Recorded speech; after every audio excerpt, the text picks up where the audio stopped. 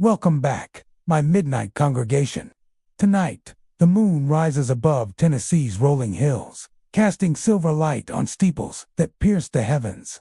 But beneath that beauty, beneath the quiet prayer and candlelight, something else stirs.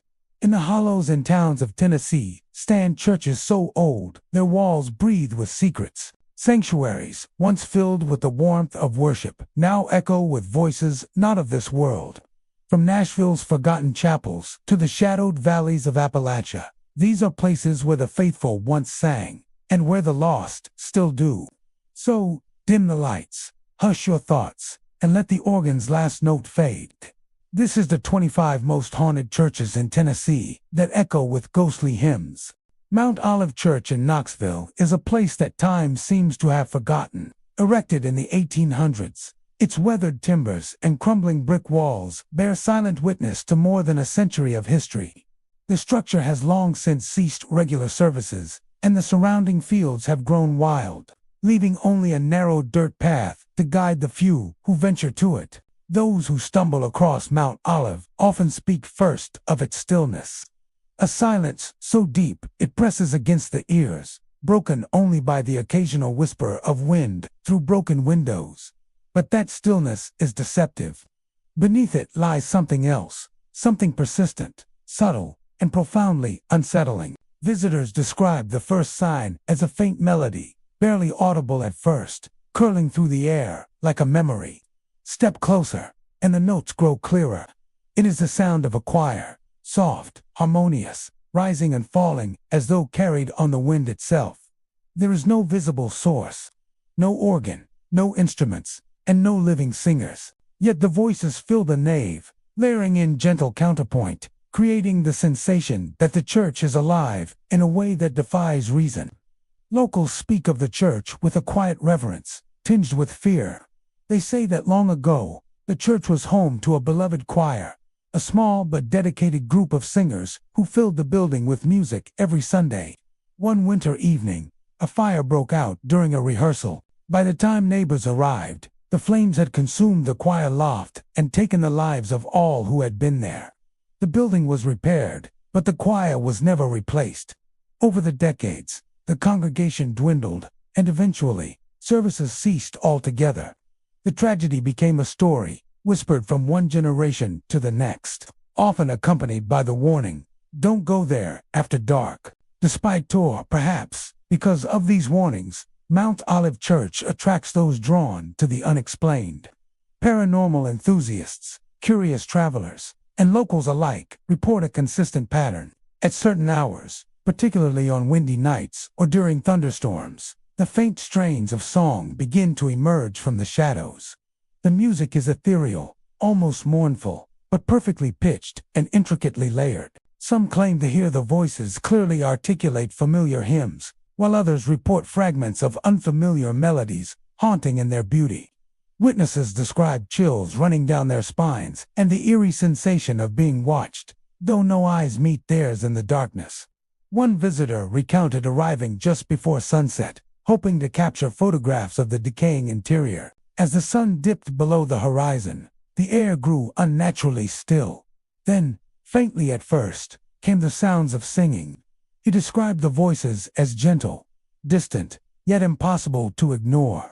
They seemed to echo from the corners of the church, weaving through the broken pews and around the charred remains of the choir loft. When he stepped closer, the melodies grew louder, and the wind carried the harmony outside, only to retreat again when he moved further inside. By the time he left, he was certain that the choir was not human, but a lingering presence and echo of a tragedy that had etched itself into the very bones of the building. Some theorists suggest that Mount Olive Church itself might be responsible for the phenomenon. In their view, the building remembers. Stone and wood, steeped in decades of sorrow and devotion, could somehow retain the memory of sound and emotion, releasing it sporadically to anyone sensitive enough to perceive it. Others argue that the spirits of the choir members remain eternally bound to the place where they once practiced their craft, performing for an audience of shadows. Regardless of the explanation, the consensus among those who have visited is that the music is unmistakably real and, chillingly beautiful. On nights when the wind blows hard through the cracked windows, the effect is heightened. The creaking of timbers, the rustle of dry leaves outside, and the faint, flickering glimmers of moonlight create an atmosphere that makes the invisible choir feel almost tangible. People report seeing flashes of movement along the aisles, the suggestion of figures in old choir robes, or the shifting shadows of children at play. Many leave quickly, unsettled by the sensation that they have intruded on a sacred ritual that was never meant for living eyes. Yet some linger, entranced by the delicate harmonies that seem to float in the night air, impossible to trace, yet impossible to deny. The church has inspired more than just stories of the supernatural. Local musicians and composers have spoken of hearing snippets of melody while visiting Mount Olive, returning home to find the lines of a new composition forming in their minds as if gifted by unseen hands. Writers describe an odd compulsion to write, to capture the fleeting music and the ephemeral presence of those who may have lingered long after their earthly lives ended. Even skeptics find themselves unsettled by the experience, reporting a physical sensation of pressure in the chest or a strange warmth where the choir seems closest, a paradoxical mixture of fear and awe. Mount Olive Church is more than a ruin. It is a vessel of memory, grief, and art, a place where the past refuses to remain buried. Visitors come expecting decay and abandonment, yet they encounter something more profound, a connection across time, a fleeting glimpse of life that ended too soon, and the haunting beauty of voices that refuse to fade. The wind carries them, the walls contain them, and those who listen are left forever changed. Even today, as twilight falls and the wind whispers through broken panes, the melodies rise again, hymns unbroken by time, harmonies suspended between the worlds of the living and the dead, echo through the nave. Mount Olive Church stands in quiet ruin, but it is far from silent. For those willing to listen, the choir sings still, a ghostly congregation that offers both a lament and a reminder that some tragedies leave marks that time cannot erase. And so, on certain nights, if one is patient and still, the soft strains of an invisible choir can be heard, harmonizing with the wind, whispering stories of devotion, loss, and the haunting persistence of memory. Bellwood Baptist Church sits on a quiet stretch of road in Adams, Tennessee, not far from the site of the infamous Bell Witch Cave. The church itself is modest in size, with weathered white siding and a steeple that stretches toward the sky like a finger pointing at secrets long buried. From the outside, it appears serene, a relic of a time when Sunday worship brought the community together under one roof. But those who linger after dark tell a very different story, one that has persisted since the 19th century, whispering of unseen forces and strange, inexplicable phenomena. The earliest accounts come from travelers and locals alike, who report hearing bells tolling late at night when the church is known to be empty. There is no sexton, no caretaker, no lingering congregation to explain the sound, yet the ringing is unmistakable, echoing through the surrounding fields and into the dense woods nearby. Some say it is an ordinary bell, disturbed by wind or the creaking of old mechanisms. But those familiar with the Bellwood area are quick to dismiss such explanations. The sound carries a weight, a cadence that seems deliberate, almost mournful, as if announcing something lost or warning against intruders. Beyond the bells, there are reports of figures appearing inside the church. Observers driving past the building at night have seen shadows kneeling at the altar, bowed in silent devotion. These shapes do not move in the ordinary way. They flicker in and out of view, sometimes appearing fully formed, other times as mere silhouettes. Witnesses speak of the figures whispering prayers, their voices low and unintelligible, speaking in tongues long forgotten by the living. The air around the altar often feels heavy, charged, and unnaturally cold, giving the impression that something more than human is present. Paranormal investigators who have studied Bellwood Baptist describe an eerie resonance that seems to saturate the building. Audio recordings capture a low, almost imperceptible humming beneath the wind and ambient noise, a vibration that mirrors the melodies reported at the Bell Witch Cave. Some suggest this is the lingering presence of the same entity that haunted the Bell family centuries ago. The humming is not loud. It is subtle, a vibration you feel more than hear. Yet it carries an unmistakable pattern, one that unnerves even seasoned investigators. The church itself seems to hum in tune with some unseen energy, as though it remembers the prayers, fear, and devotion of generations past. Local lore adds another layer of unease. Stories tell of congregants from the late 1800s who witnessed the inexplicable during worship. Candles would flicker wildly even in the absence of wind, and hymnals would fall open to pages at random, often mid-prayer or mid-sleep. Occasionally, visitors reported feeling an invisible hand brush against their shoulders or a sudden chill that seemed to pass through the body rather than around it. Some interpreted these events as signs of divine intervention, while others believed they were warnings of something far older, something that had seeped into the land long before the church existed.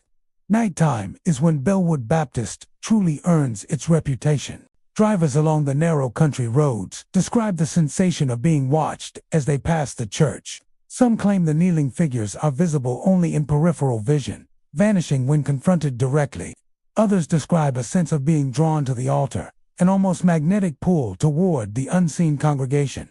Many who attempt to approach the building report a sudden quiet, as if the entire world has hushed in anticipation. The wind dies down, the crickets fall silent, and the faint hum beneath the surface seems to rise in prominence. It is a silence heavy with expectation, a pause in the normal rhythm of life that makes the presence of something beyond comprehension undeniable. Researchers and enthusiasts have tried to catalog the church's strange phenomena. Thermal cameras detect fleeting pockets of cold air that move through the nave without logical explanation. Motion sensors occasionally pick up movement near the altar, even when the building is known to be empty. EVP sessions capture murmured words, sometimes resembling prayer, other times indistinct syllables that echo like a forgotten language. What stands out most is the consistency. No matter the season, the weather, or the time, the building seems attuned to a frequency beyond the physical realm. Visitors report that the energy intensifies when one is quiet and observant, almost as if the church itself is inviting you to listen. Some believe the connection to the Bell Witch legend is more than coincidental. Bellwood Baptist stands mere miles from the cave where the Bell family experienced years of torment at the hands of a mysterious spirit. The humming that permeates the church closely resembles the tune attributed to the Bell Witch, a melody that has lingered in local folklore for nearly 2 centuries. Whether this is an echo of the same entity, or simply the land itself retaining memories of trauma and devotion, is impossible to prove. What is clear, however, is that Bellwood Baptist is not merely a building. It is a conduit for voices that refuse to be silenced, a place where history, tragedy, and the supernatural converge. For those brave enough to venture to the church at night, the experience is unforgettable. The sight of kneeling figures, the sound of bells ringing without hands, and the persistent, low hum that vibrates through the floorboards all combine to create an atmosphere charged with mystery. Time seems to stretch and compress simultaneously, and many visitors leave with the impression that the church has shared something intimate, something almost beyond human comprehension. Some walk away in awe, others in terror, but all recognize that the presence within Bellwood Baptist is enduring, patient, and watchful. Even in the daytime, the building casts a quiet shadow, its worn pews and faded hymnals suggesting the weight of history. But at night, when the wind bends through the trees and the moon illuminates the weathered steeple, the church awakens in ways that defy explanation. Bells toll without hands, prayers are whispered in tongues no longer spoken, and an invisible choir hums in harmony with the land's haunted memory. Bellwood Baptist is more than a relic of faith. It is a living echo of the past, a place where the veil between the living and the unseen grows thin, and where the spirit of the Bell Witch legend resonates in the hushed strains of the night. St. Mary's Catholic Church in Nashville is a grand cathedral whose spires reach skyward as if in constant prayer. Built in the 1800s, the church has withstood the passage of time, war, and even the ravages of disease. Yet its walls seem to hold more than just memories of worship and devotion. Those who enter speak of a presence that is palpable, a sensation that the cathedral is alive in ways that go beyond the ordinary. It is not merely a place of faith, it is a repository of spirits, some at peace, some lingering with purpose unknown to the living. Visitors often arrive during the day to admire the soaring arches, stained glass windows, and intricate carvings that have survived generations. The sunlight filtering through the colored panes casts patterns across the worn pews, and for a moment, the church feels timeless, untouched by the worries of the outside world. But as evening falls, a different character emerges. The stillness of the cathedral becomes almost oppressive, broken only by the soft rustle of robes or the distant echo of footsteps along the marble floor. Locals warn that night is when St. Mary's reveals its true nature. Midnight Mass, in particular, is said to awaken the unseen congregation. Those who have attended recount that shadowy figures begin to appear in the pews. Faint at first, almost transparent, like mist taking human form. These apparitions are unmistakably dressed in Victorian-era clothing, long coats, lace collars, bonnets, and wide skirts, anachronistic ghosts from a century past. They sit quietly, hands folded, mouthing hymns that are impossible for living ears to hear, yet somehow their presence can be felt.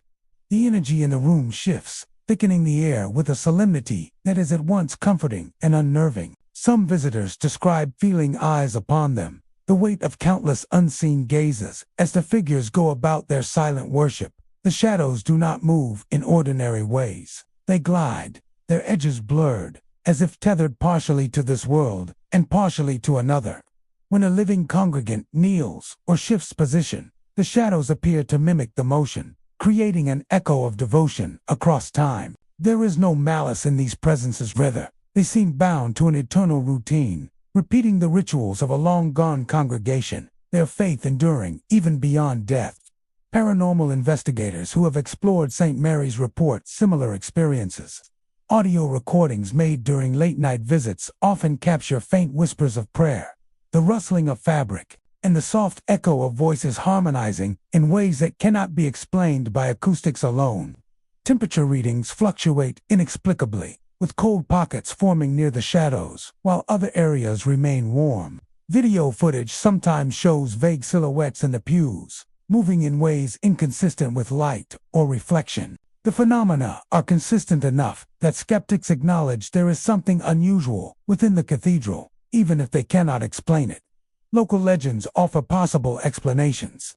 Some claim the shadows are the spirits of parishioners who perished during the influenza outbreaks and wars that swept through Nashville, returning to continue their worship. Others suggest these figures are more symbolic, manifestations of faith itself, trapped in a cycle of devotion that refuses to end. Stories passed down through generations tell of priests who glimpsed these figures in fleeting moments, only to have them vanish when approached. One elderly parishioner recounted seeing a young girl bow at the altar, then disappear when he attempted to speak to her, leaving only a faint scent of candle smoke and old roses.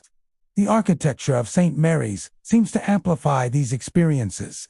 The high ceilings, the labyrinthine aisles, and the reflective marble surfaces create an acoustical environment where even the smallest sound carries and lingers. Visitors report that the shadows often congregate near the choir loft and altar, as if drawn to the center of ritual and song. During midnight mass, the living congregation may be sparse, but the presence of the past fills every corner, blending with the incense, candlelight, and hymns to create an atmosphere that is both haunting and sacred. Even casual visitors note the feeling of being watched or accompanied, even when the church is emptied.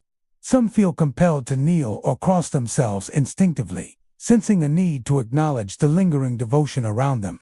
Others leave with an unshakable impression that the cathedral holds a memory far older than its bricks and mortar, a memory that reaches beyond individual lives to touch something eternal. St. Mary's is also known for moments of inexplicable comfort.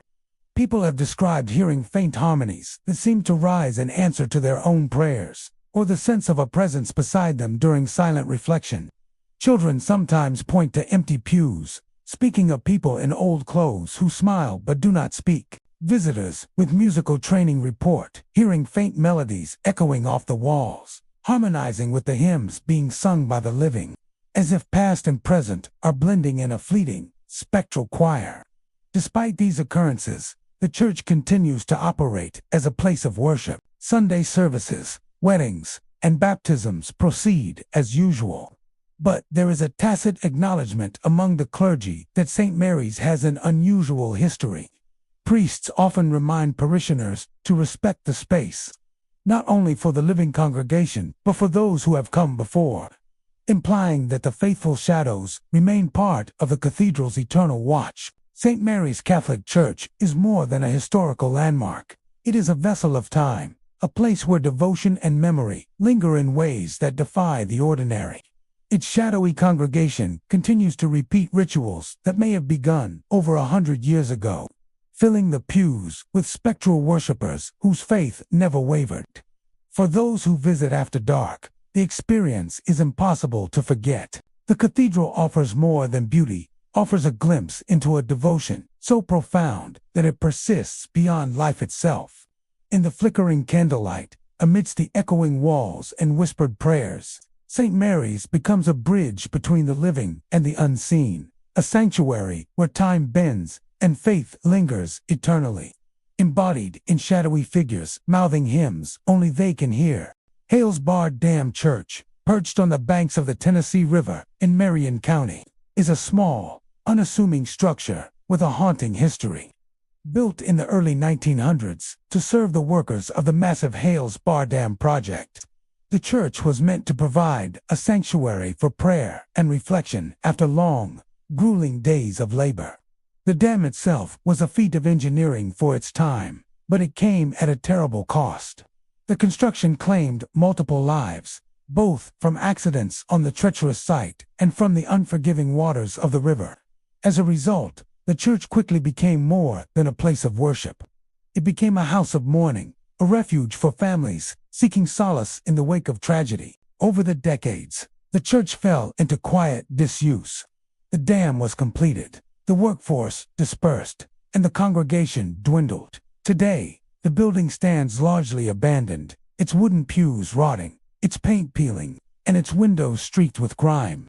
From the outside, it appears like any neglected rural church, yet locals whisper that the air around Hales Bar Dam Church carries an unnatural chill. It is said that the spirits of the drowned workers, unwilling or unable to leave, linger within its walls, their presence felt most strongly when the river is high or during stormy weather. Visitors to the church recount an array of strange phenomena, the most common being the eerie sounds of movement when no one is present. Many report hearing the distinct squelch of boots stepping through water, echoing across the floorboards as if workers are walking through flooded aisles.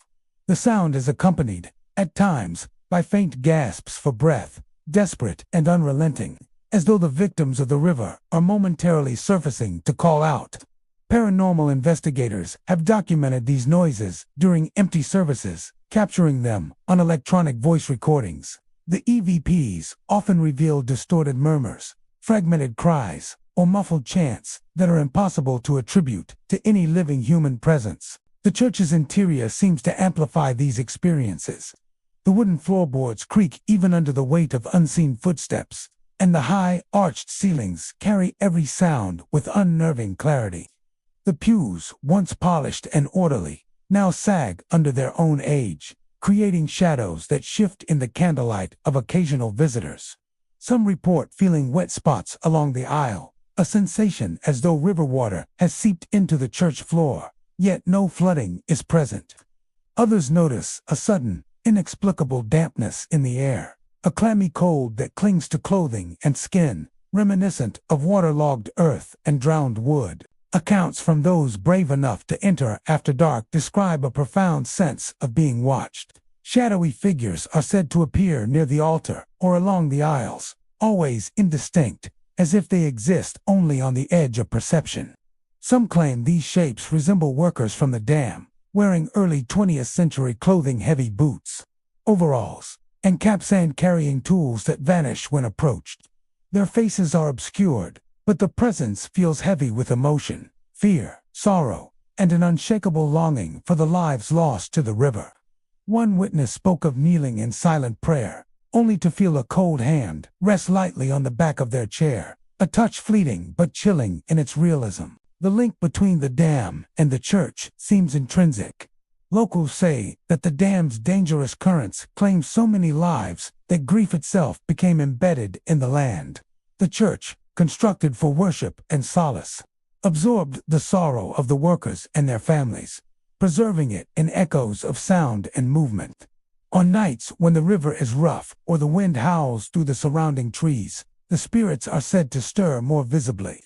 Doors creak open, windows rattle, and the faint murmur of hymns to sorrowful, sometimes fervent chant be heard drifting through the air. Some claim these are the drowned workers, singing in remembrance or perhaps trying to reach out to the living to share their pain. Paranormal researchers often describe a layering of phenomena within Hales Bar Dam Church.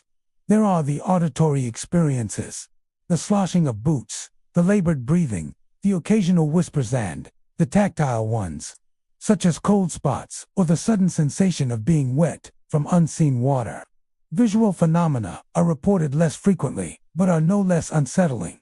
Shadows that dart between pews, glimpses of figures disappearing behind walls, and reflections in broken window panes that do not match the observer. The consistency of these reports across decades has earned the church a reputation as one of the most haunted sites in Marion County. Some visitors have attempted to document the events for scientific purposes. Thermal imaging often reveals pockets of cold, unaccountable in relation to the environment, while EMF meters spike at random intervals. Audio recordings capture anomalous frequencies, often overlaid with the faint hum of mechanical tools or the distant rush of water. It is as though the church itself is a conduit, channeling the sounds and emotions of the tragedy into the present. The more sensitive a person is to these energies, the more pronounced the experience becomes, leading to the common description of Hales Bar Dam Church as both a memorial and a threshold between life and death. Yet, despite its eerie reputation, there is a solemn beauty to the place. The church's architecture, with its arched ceilings and delicate stained glass, provides a stark contrast to the darkness of its haunted lore.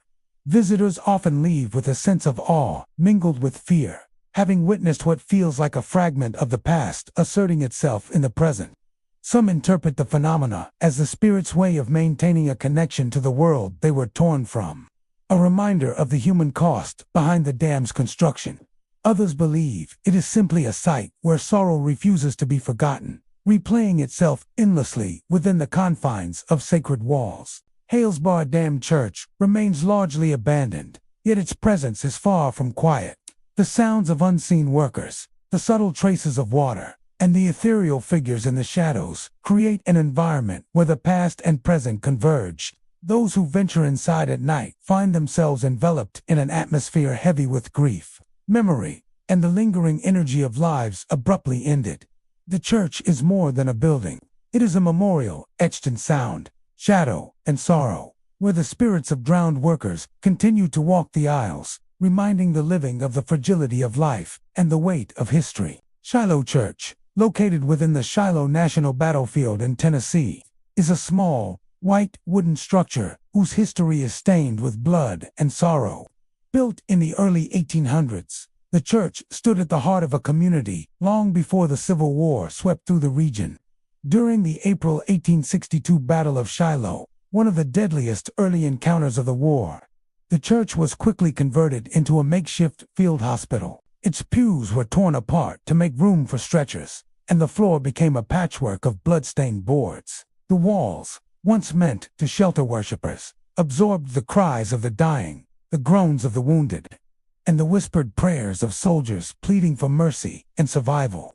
Today, the church still stands, largely intact, though weathered by time and the elements. Visitors are drawn not only by its historical significance, but by the stories of the strange and unsettling experiences reported there. Many recount that, even decades after the war, the energy of that horrific battle seems to linger, embedded within the timbers and the earth surrounding the building.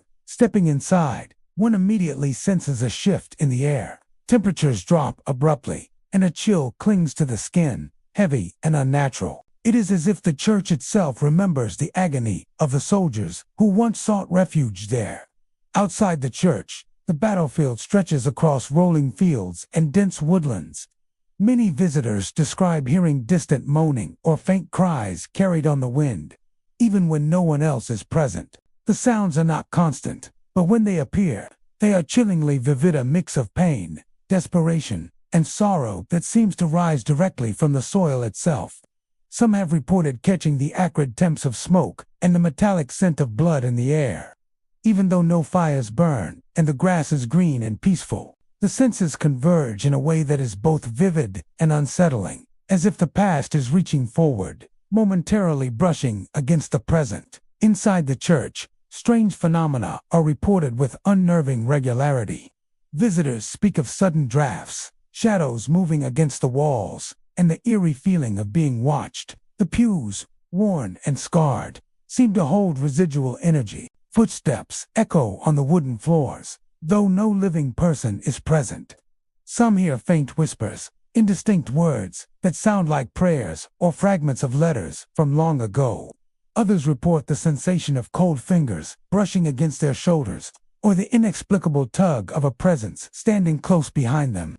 One story recounted by a park ranger has become particularly well known among locals and paranormal enthusiasts. While performing a routine inspection of the church, he claimed to witness a group of soldiers kneeling at the altar.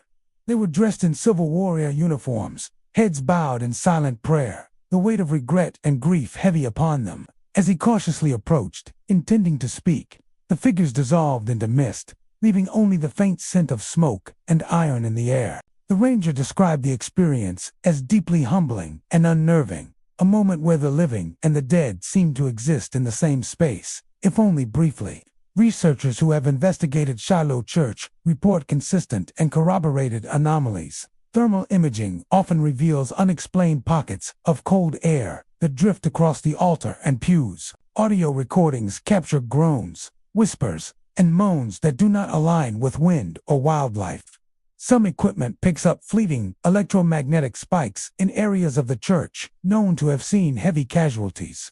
Many who visit alone report a heightened sense of awareness, describing a presence that is patient but watchful, almost as if the spirits of the past are observing both reverence and disrespect alike. The connection to the battlefield itself amplifies the haunting. The church was not only a field hospital, but also a place of desperate decisions, where surgeons worked by candlelight to save lives with minimal tools and knowledge. Soldiers prayed, wept, and died within those walls, and the trauma of those hours seems to have seeped into the structure. Witnesses report that the moaning and temperature drops are more intense on stormy nights, or when the wind carries across the fields in a certain way. Some speculate that the spiritual energy of the battlefield has bonded with the church, creating a nexus of residual memories too powerful to fade entirely. Visitors also describe moments of disorientation and temporal distortion. Stepping inside, some feel as though hours pass in minutes, or that the light outside has dimmed inexplicably. Others report seeing fleeting glimpses of uniformed figures moving across the pews or through the aisles, only for them to vanish when approached. The experience is often accompanied by a palpable sense of sorrow, guilt, or solemnity that is difficult to shake even after leaving the grounds. Despite or perhaps because of its haunted reputation, Shiloh Church continues to draw historians, tourists, and paranormal enthusiasts alike. Guided tours often emphasize its historical significance, but those who linger after hours often find themselves alone with an entirely different story. Candlelight flickers across the pews, shadows shift when no one stands, and the faint echoes of prayer and groans of the past seem to intermingle with the present. Each visitor leaves with a unique memory of the experience, whether it is the sensation of cold air, the distant moans carried on the wind, or the fleeting glimpse of soldiers at prayer. Shiloh Church is more than a historical monument. It is a repository of human suffering, faith, and memory. Its walls have witnessed unimaginable pain, but also moments of hope and devotion amidst chaos. For those who enter, the church serves as both a reminder of the horrors of war and a testament to the persistence of the human spirit. The presence of the past is tangible, a subtle but undeniable echo that lingers long after the visitor departs. To this day, the church remains a place where history and the supernatural intersect. The spirits of those who died in agony, the wounded and praying soldiers, and the echoes of sorrowful hymns seem to refuse to leave. At Shiloh Church, the living can catch a glimpse of the past, feel its weight in the chill of the air, hear its cries in the moaning winds, and witness its shadows kneeling at the altar in quiet supplication. It is a haunting that is both terrifying and profoundly moving, a space where memory, loss, and reverence converge, ensuring that the echoes of Shiloh's tragedy are never truly forgotten. First Presbyterian Church in Greenville, Tennessee, is a venerable structure steeped in both history and mystery. Built in the early 19th century, it has long been a central fixture of the town, a place where residents gathered for worship, counsel, and community. Among its notable congregants was Andrew Johnson, who would later become the 17th President of the United States. He, along with countless others, found solace within its walls. But over the decades, the church has borne witness not only to faith and celebration, but also to tragedy. Epidemics, wars, and personal loss have all left an imprint on the building, creating an atmosphere that is at once sacred and unsettling. The church's interior reflects its long history. Time-worn pews line the nave, each board groaning softly under invisible weight, as though echoing the footsteps and prayers of generations past. Stained glass windows filter sunlight during the day, casting muted patterns onto the worn wooden floors. Candles and sconces, though rarely lit, leave traces of soot and melted wax, silent reminders of centuries of devotion. Yet for those who visit after hours, the serenity is punctuated by a sense of presence, a feeling that the church is never truly empty. The bell tower, once home to a large bronze bell that called worshippers to service, has long been silent. The bell itself was removed decades ago, sold for scrap, yet its sound seems to linger. Locals report hearing the ghostly toll of the bell at odd hours, sometimes echoing across the empty streets of Greenville. The tone is deep and mournful, carrying a weight that seems to resonate with loss and longing.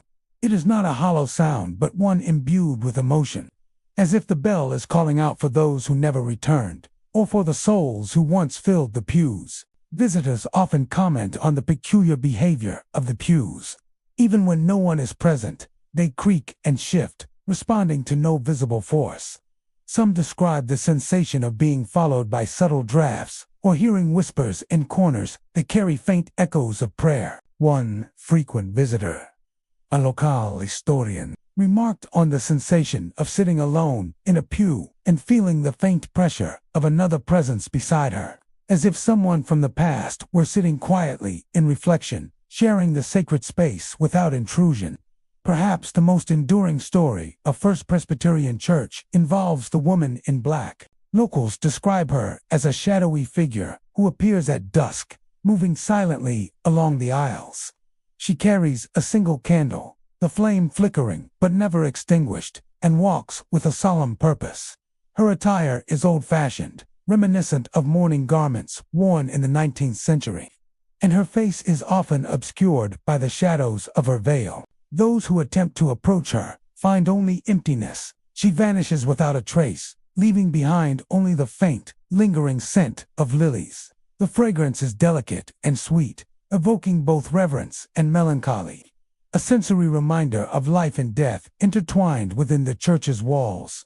Accounts vary regarding her identity.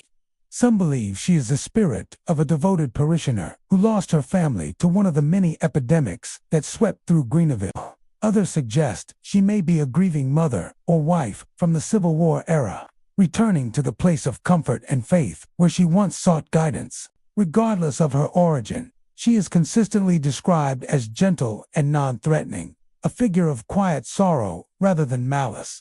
Her presence seems to symbolize the weight of grief carried by countless individuals over the church's long history. Paranormal investigators and curious visitors have documented other phenomena within the church as well, Audio recordings occasionally capture faint murmurs and whispers, words indistinct but rhythmically echoing the cadence of prayer. Temperature readings fluctuate unexpectedly, with pockets of cold air forming near certain pews or along the main aisle. Shadows shift in ways inconsistent with natural light, and cameras sometimes capture blurred images of figures appearing momentarily in frames, only to vanish upon review.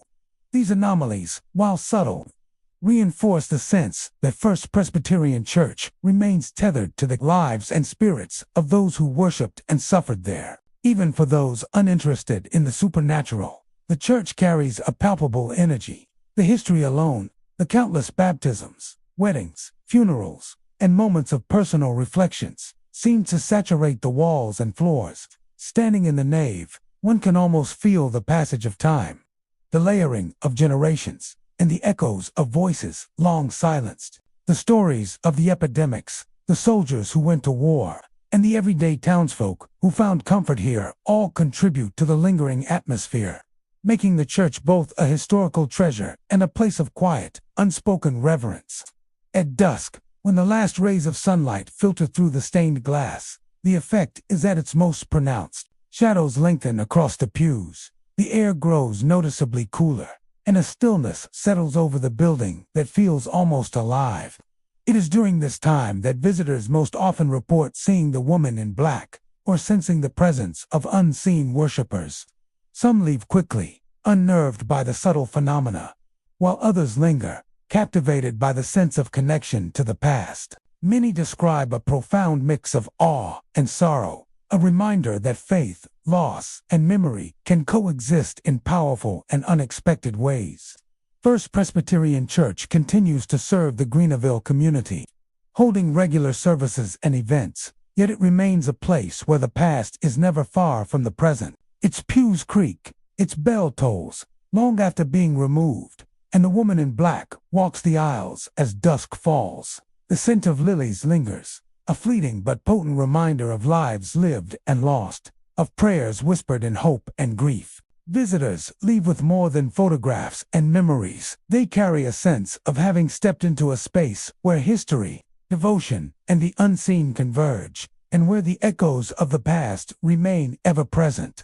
Old Trinity Church, nestled in the heart of Memphis's historic district, is a building whose very walls seem to hum with unease.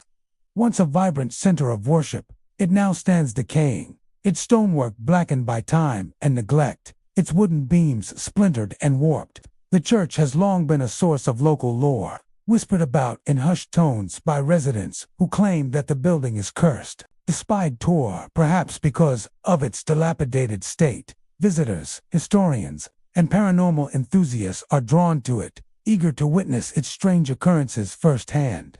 The most commonly reported phenomena involve the church organ. Even when the building is empty and the keys untouched, the organ is said to play. Sometimes it is a single note, lingering and melancholy, like a distant cry from the past. At other times, it erupts into full, complex chords, harmonies that defy explanation.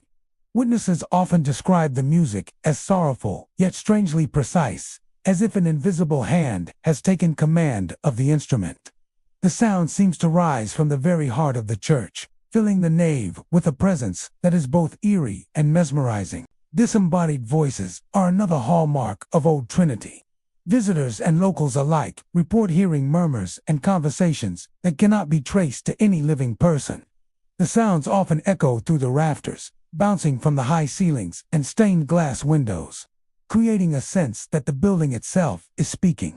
Sometimes the voices are indistinct, mere fragments of words and phrases. Other times, they are clear prayers, hymns, or chants, sometimes sung, sometimes whispered. The effect is disorienting, a layering of sound that makes the church feel alive in a way that is unsettling and impossible to rationalize. One of the most chilling accounts comes from a security guard tasked with overseeing the property. On a cold autumn night, he was making his rounds when he thought he heard the faint strains of a choir practicing inside the church.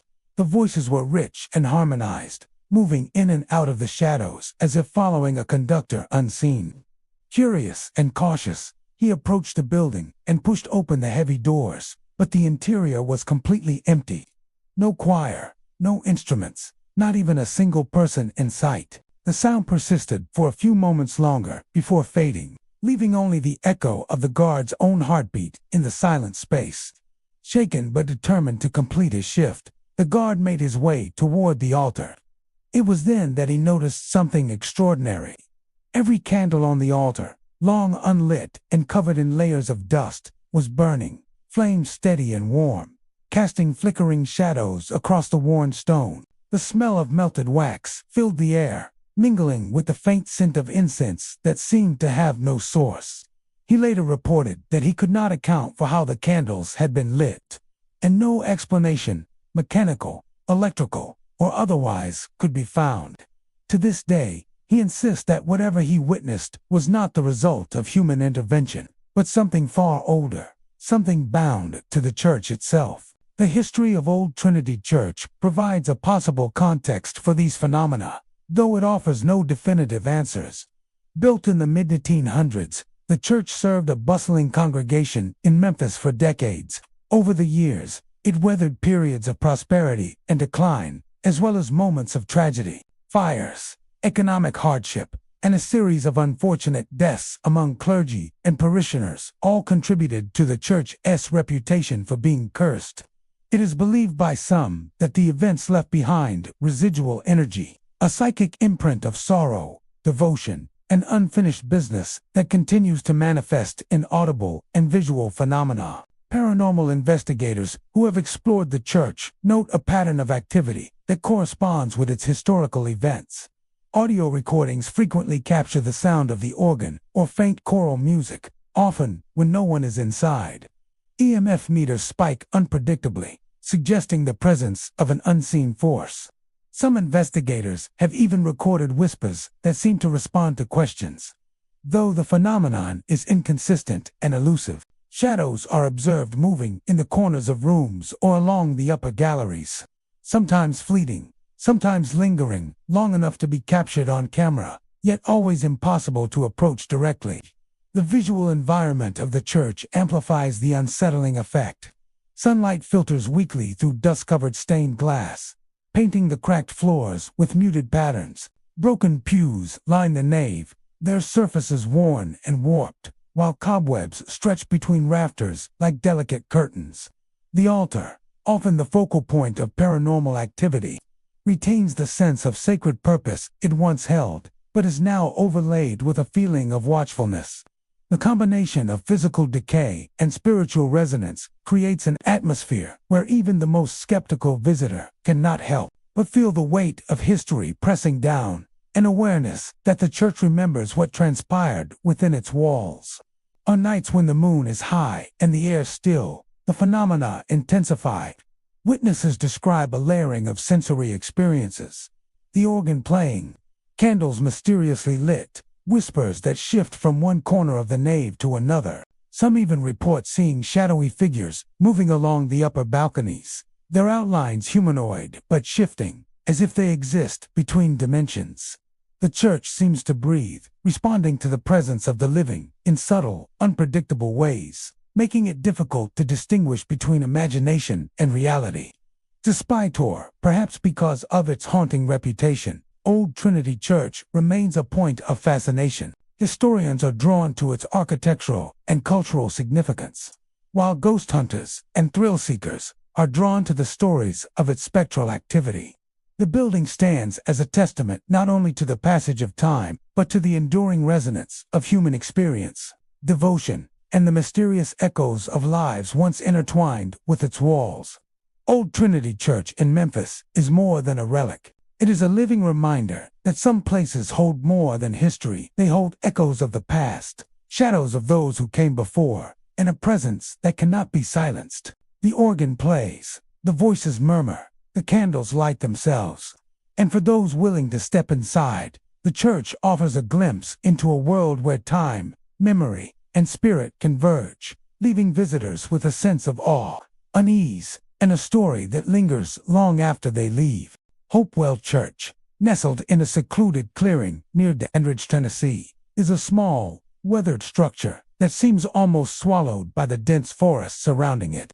Its wooden frame, darkened by age and damp, creaks under the weight of centuries, and the roof sags in places where storms have battered it over the years. Despite its modest appearance, the church has long held a reputation that draws both the curious and the wary. Locals whisper that a witch was buried beneath its foundation centuries ago, her presence lingering in ways that defy explanation. Over time, Hopewell Church has become a focal point for stories of the supernatural, a place where the veil between the living and the unseen is said to be thin. Visitors to the church often speak first of the atmosphere. The clearing is quiet, almost unnaturally so, with only the occasional rustle of leaves and the distant calls of forest creatures breaking the silence. Inside, the air is heavy and carries a faint, earthy scent, tinged with decay. The wooden pews are worn and splintered. The floor is scarred from generations of use. Candles and votive holders remain dusty and unused, yet there is a sense that they are never truly unlit. Many who step across the threshold report feeling an immediate weight, a presence that seems to press gently on the shoulders and chest. A subtle reminder that the church is not empty. Stormy nights are when Hopewell Church is said to reveal its more unsettling qualities. Locals and paranormal enthusiasts describe hearing scratching and tapping sounds under the floorboards, often in rhythm with the wind or rain outside. The sounds vary in intensity, from faint, almost imperceptible scrapes to louder, urgent rapping that seems to echo through the entire structure. Some believe these noises are the restless energy of the witch buried beneath the church, her spirit resisting containment. Others speculate that the forest itself, full of roots and creatures, contributes to the eerie sounds. But the reports are consistent enough to suggest something more deliberate, something conscious, as if the building itself harbors a memory or a warning. One of the most commonly reported phenomena involves the cross above the altar. Unlike ordinary instances of unexplained movement, the cross is said to tilt subtly, always in the direction of whoever stands in the aisle. Witnesses describe stepping forward, noticing the shift, and feeling a shiver as the angle seems intentional, almost aware. Some believe the tilting is a warning, a judgment, or a test of those who enter with ill intent. Others interpret it as the lingering consciousness of the witch, a silent observer of the living intruding on sacred door. The effect is subtle enough to provoke unease rather than fear, a quiet disquiet that lingers in the mind long after leaving the church. Paranormal investigators have spent countless hours documenting unusual activity at Hopewell Church. Audio recordings often capture indistinct chanting, sometimes rising in volume and intensity during thunderstorms. The words are rarely intelligible, but the cadence and rhythm suggest ritualistic origins, echoing the folklore that a witch's presence was sealed beneath the foundation.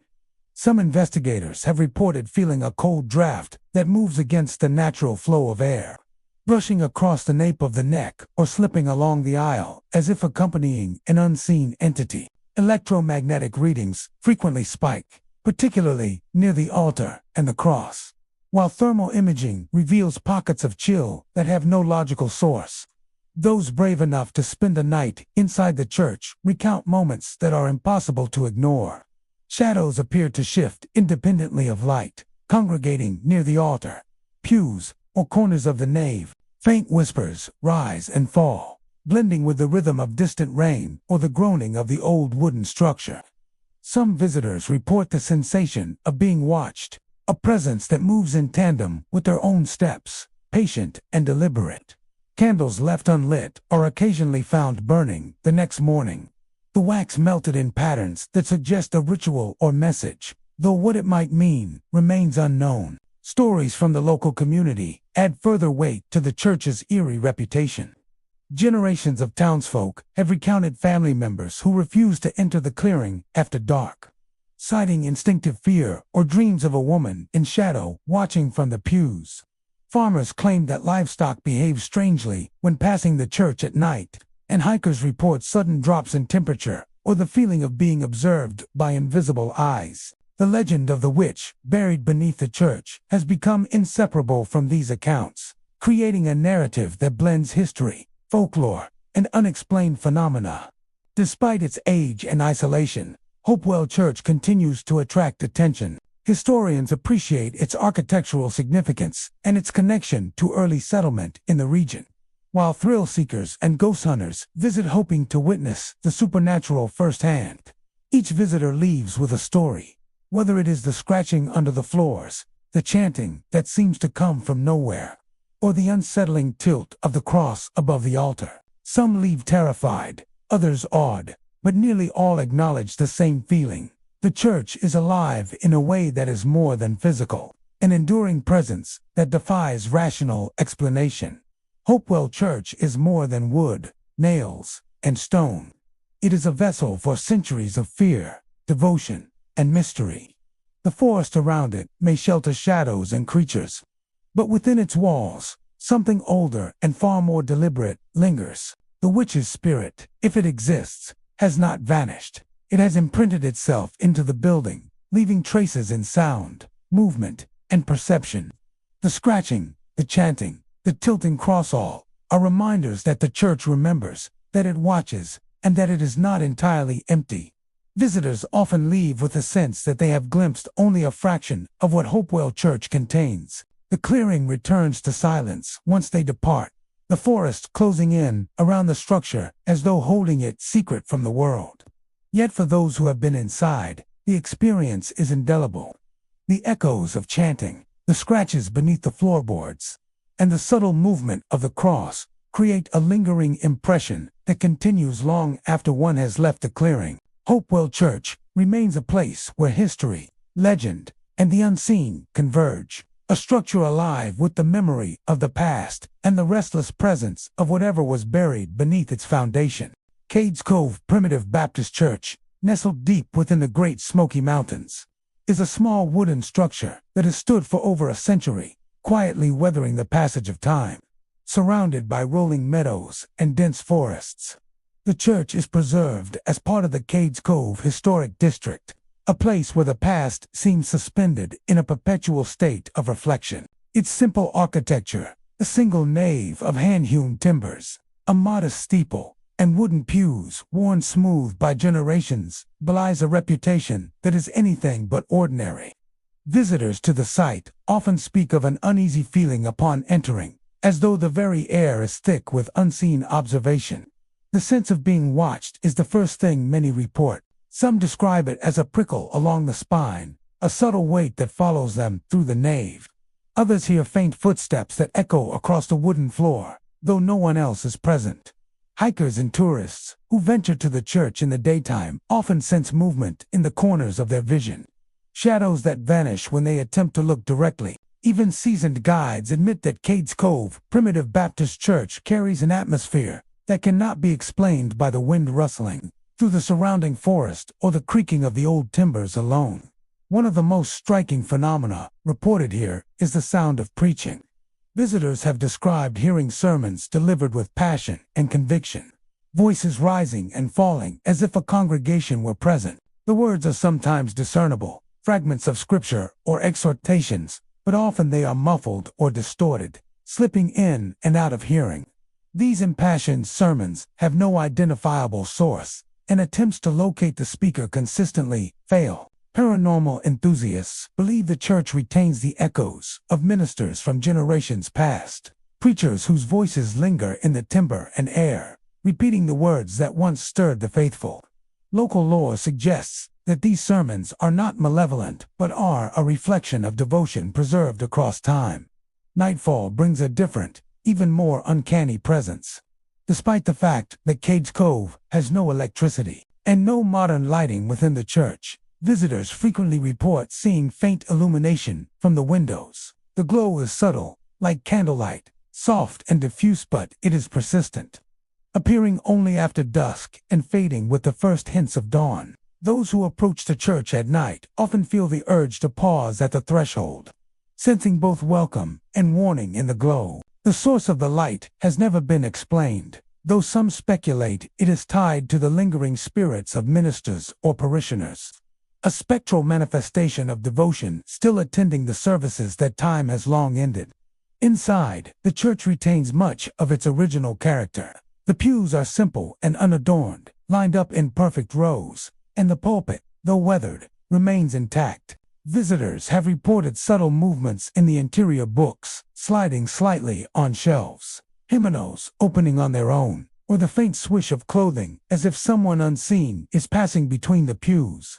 These occurrences are never violent or threatening, but they heighten the sense that the building is inhabited, that it exists as more than wood and nails. The church seems to breathe with a life of its own, alive with memory, history, and perhaps something intangible that resists explanation. Many who have spent time inside describe an emotional response that is difficult to articulate. There is a feeling of reverence, a solemnity intensified by the knowledge of the church's history and its place within Cades Cove. Some visitors claim to feel comforted by the presence, as if they are not intruding but rather witnessing a continuation of devotion across the centuries. Others experience unease, a subtle tension that comes not from fear of harm, but from an awareness that the church has seen more than anyone could imagine, the lives, joys, and sorrows of countless souls passing through its doors. Paranormal investigators have attempted to document the phenomena scientifically, though results are often inconclusive. Audio recordings sometimes capture faint murmurs, snippets of sermons, or the unmistakable sound of footsteps pacing the floor. Thermal imaging reveals pockets of cold that appear and vanish without logical explanation. EMF meters occasionally spike, suggesting energy that cannot be attributed to environmental factors or modern devices. Despite these anomalies, no one has reported direct aggression from the church's presence. The energy feels observational and lingering, more like memory than malice. The church's location in Cades Cove also contributes to its unique reputation. Surrounded by forests and mountains, the valley is often shrouded in mist, creating an ethereal atmosphere that enhances the sense of mystery. Wildlife moves quietly around the clearing, and the only sounds are those carried by the wind or the faint rustle of trees. Visitors approaching at night often report that the normal sounds of the forest seem to fade near the church, replaced by a silence that is almost reverent, as though the land itself acknowledges the sacred history contained within the timbers. Stories of the glowing windows, ghostly sermons, and the feeling of being watched have persisted for decades, passed down through local lore and visitor accounts. Some believe these occurrences are residual memories etched into the building by the faith and devotion of past worshippers. Others suggest a more spiritual interpretation, that the church is a conduit where the living and the departed briefly overlap, creating moments in which the past is vividly present, regardless of explanation.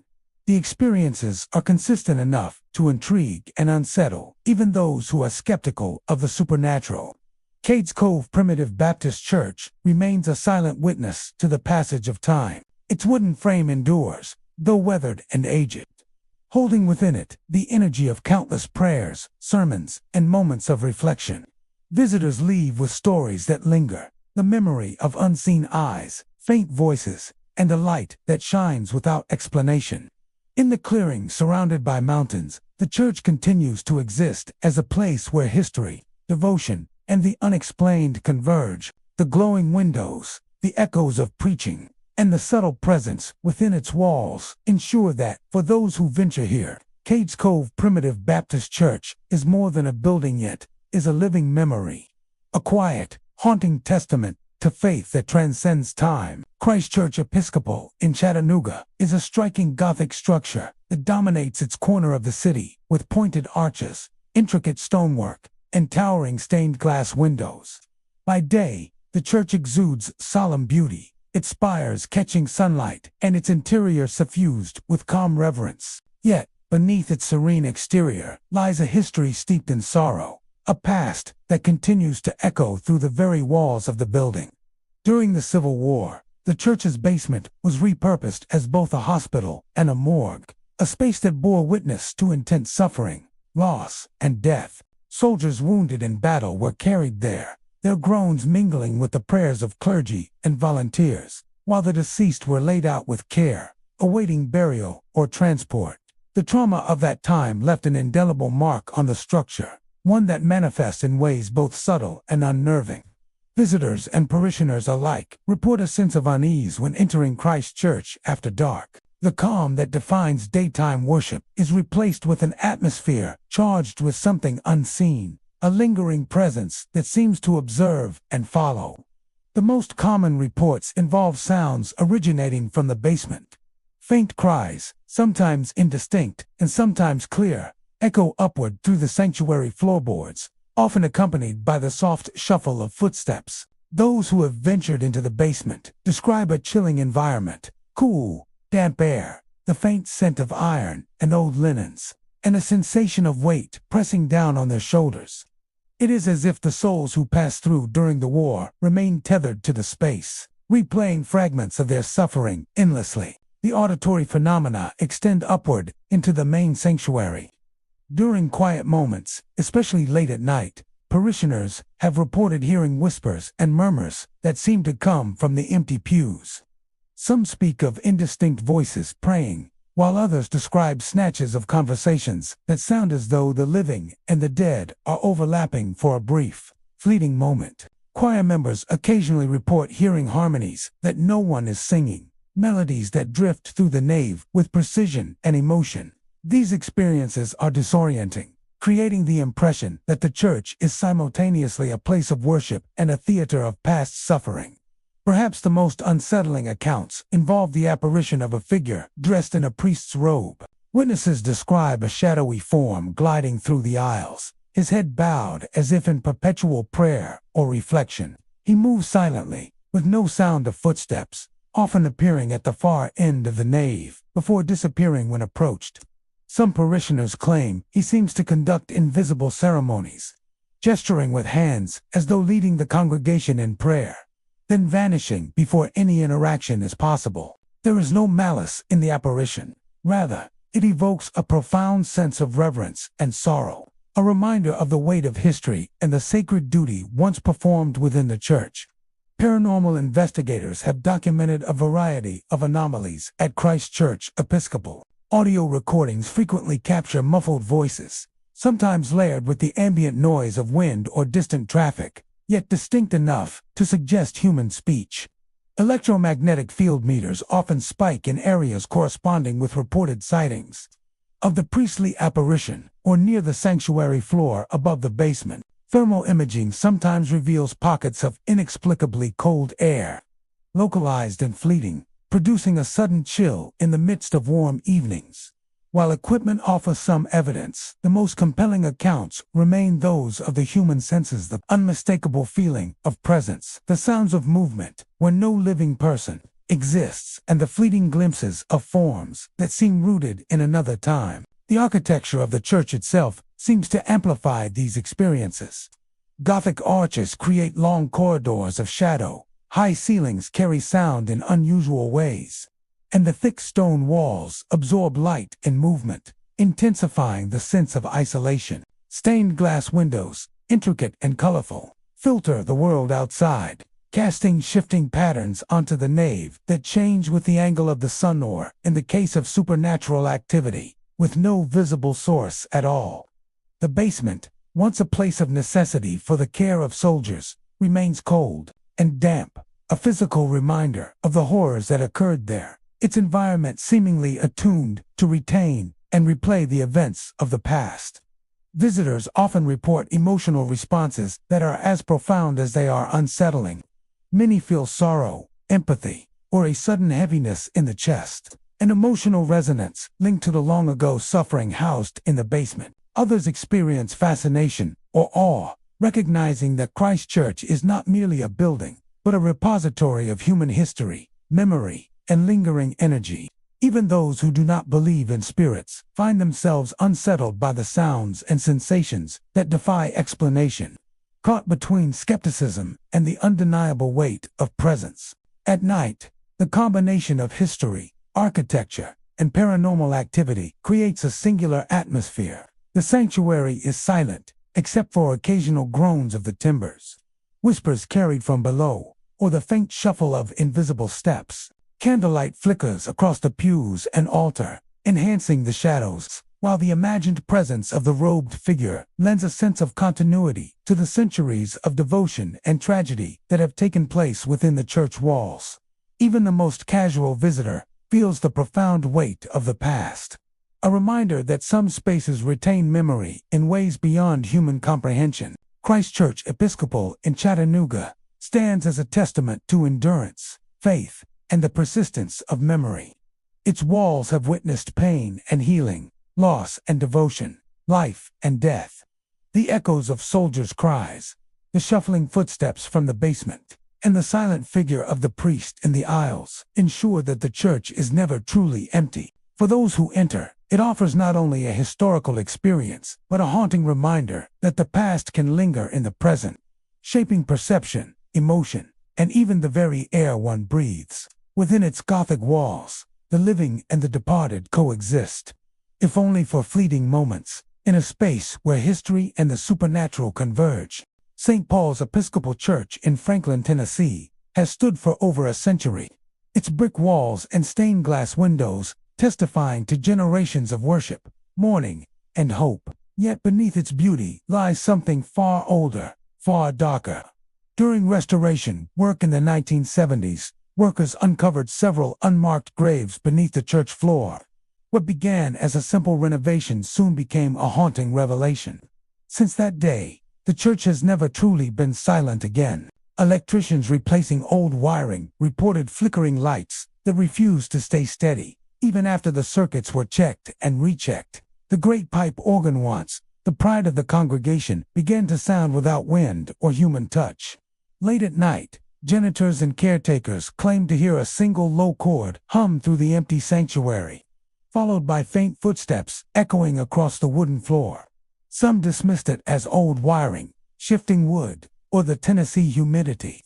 Others whispered of the disturbed dead, awoken beneath sacred ground. One of the earliest reports came from a carpenter working in the choir loft. He swore that while measuring for a new railing, he felt a sudden gust of cold air at his back.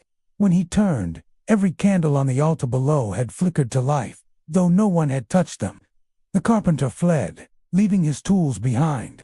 When he returned the next morning, the candles were out, but a faint smell of smoke lingered in the air. Over the years, stories multiplied. Parishioners began to report hearing soft murmurs during evening services, voices that didn't belong to anyone in the pews. The sounds seemed to rise and fall like a distant chant, blending seamlessly with the wind outside. Sometimes, the organ would give a single low note just as thunder rolled in the distance, as though the building itself was responding to the storm. The most chilling phenomenon, however, occurs only under very specific conditions. During thunderstorms, lightning flashes against the stained glass windows, illuminating the sanctuary in brief, spectral light. It's then that witnesses claim to see them, the ghostly congregation, figures dressed in Victorian clothing, their outlines faint but distinct, seated silently in the pews. Men in dark suits, women in long gowns and veils, children clutching hymnals that no longer exist. They sit motionless until the thunder grows loud enough to shake the rafters. Then, slowly, they rise. As the storm intensifies, the organ begins to play no human. At the keyzon, the spectral congregation joins in song. The hymn is unfamiliar, a melody steeped in sorrow and reverence. Those who have heard it describe it as both beautiful and unbearable, each note vibrating through the floor, as if the very building hums with grief. But as the lightning reaches its peak, the hymn always ends the same way, with a single blood-curdling scream that echoes through the church before fading into silence. No one has ever recorded the sound successfully. Cameras fail, audio devices distort, and power flickers just before the final scream. It's as if the church itself refuses to let the moment be captured. Local historians have tried to trace the graves beneath the floor, hoping to identify who might rest there. Some suggest they were victims of a 19th century epidemic, buried quickly and without ceremony when the church served as a refuge. Others believe the graves date even further back to the early settlers who once worshipped on the same land, long before the brick church was built. Whatever their origin, the spirits of St. Paul's seem tied to both the storm and the song. Perhaps the thunder awakens them, echoing some forgotten tragedy. Or perhaps the storms simply give them the strength to be seen once more, to sing their sorrow into the night. Today, the church remains active, and the congregation continues to gather in faith, though the older members always light candles when rain begins to fall. Visitors often leave quietly, glancing back toward the pews, half expecting to see those spectral worshippers waiting in the shadows. And when thunder rumbles over Franklin, the people of the town know to listen closely. For in the heart of St. Paul's, beneath the flickering lights and ancient stone, the dead still gather to sing hymns that end with a scream, echoing long after the storm has passed. Mount Zion Church in Pulaski, Tennessee, stands as a small, unassuming structure on the outskirts of town. Its whitewashed walls and simple steeple belying a history that is far darker than its outward appearance. Built in the early 1800s, the church served as a center of worship for the local community, offering a place of solace, prayer, and fellowship. Yet beneath its modest exterior lies a tragic chapter of violence that has left a lingering imprint on the building and its surroundings. Decades ago, Mount Zion became the site of a lynching, an event so brutal that its memory seems to have embedded itself into the very fabric of the church. The echoes of that night continue to haunt the site, drawing stories of fear and unease from locals and visitors alike. Those who venture near Mount Zion after dark often report a profound sense of dread, a weight in the air that seems impossible to explain. Many claim to hear chains rattling along the empty grounds, the metallic clatter echoing across the surrounding fields. Some describe muffled cries, faint at first but growing in intensity when they linger near the church. The sounds are often reported in the small hours of the morning, after midnight, when the town is silent and the only movement comes from the whisper of wind through the trees. Even the most skeptical visitors admit that the auditory experiences are chilling, carrying an emotional weight that goes beyond simple fear. Inside the church, the sense of lingering trauma is no less pronounced. The walls, once pristine and bright, are marked with scorched patches that refuse to vanish. No matter how often the interior is repainted, the dark blemishes reappear, stubborn and unyielding, as if the building itself remembers the violence that occurred within its walls. These scorch marks have become a symbol for many of the church's haunted reputation, a visual reminder of tragedy that time cannot erase. Visitors often pause to stare at them, feeling a sudden chill or a tightening in the chest, as though the past is pressing into the present. Paranormal investigators who have explored Mount Zion Church report that the phenomena are consistent and multifaceted. Audio recordings frequently capture the sound of chains dragging across the wooden floors or the faint echo of a voice calling for help. EMF meters and temperature readings often spike unpredictably, with the coldest areas corresponding to the sites where witnesses have reported seeing apparitions or sensing a presence. Some have captured shadowy forms in photographs, indistinct figures moving along the pews or standing silently near the altar, only to vanish when approached. The combination of audio, visual, and tactile phenomena has led many to conclude that the church is more than haunted, is a repository of unresolved grief, anger, and despair. Several local accounts provide insight into the human experience of the haunting. One resident recalls walking past the church late at night, only to hear the unmistakable sound of someone dragging chains across the ground. Frozen in place, he watched as a dark figure appeared near the entrance, hunched and silent, before vanishing into the shadows.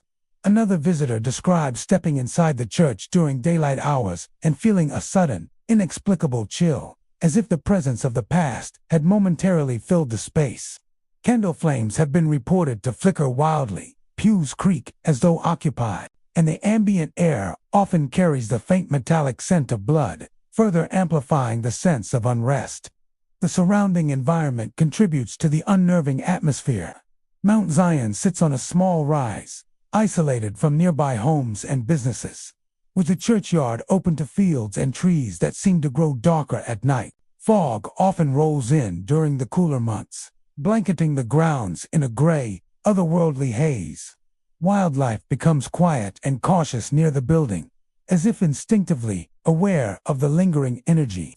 The isolation and natural features of the site amplify the haunting, creating an immersive environment that heightens the emotional and sensory impact of any encounter. Visitors have also reported a pattern in the haunting that seems tied to time and ritual.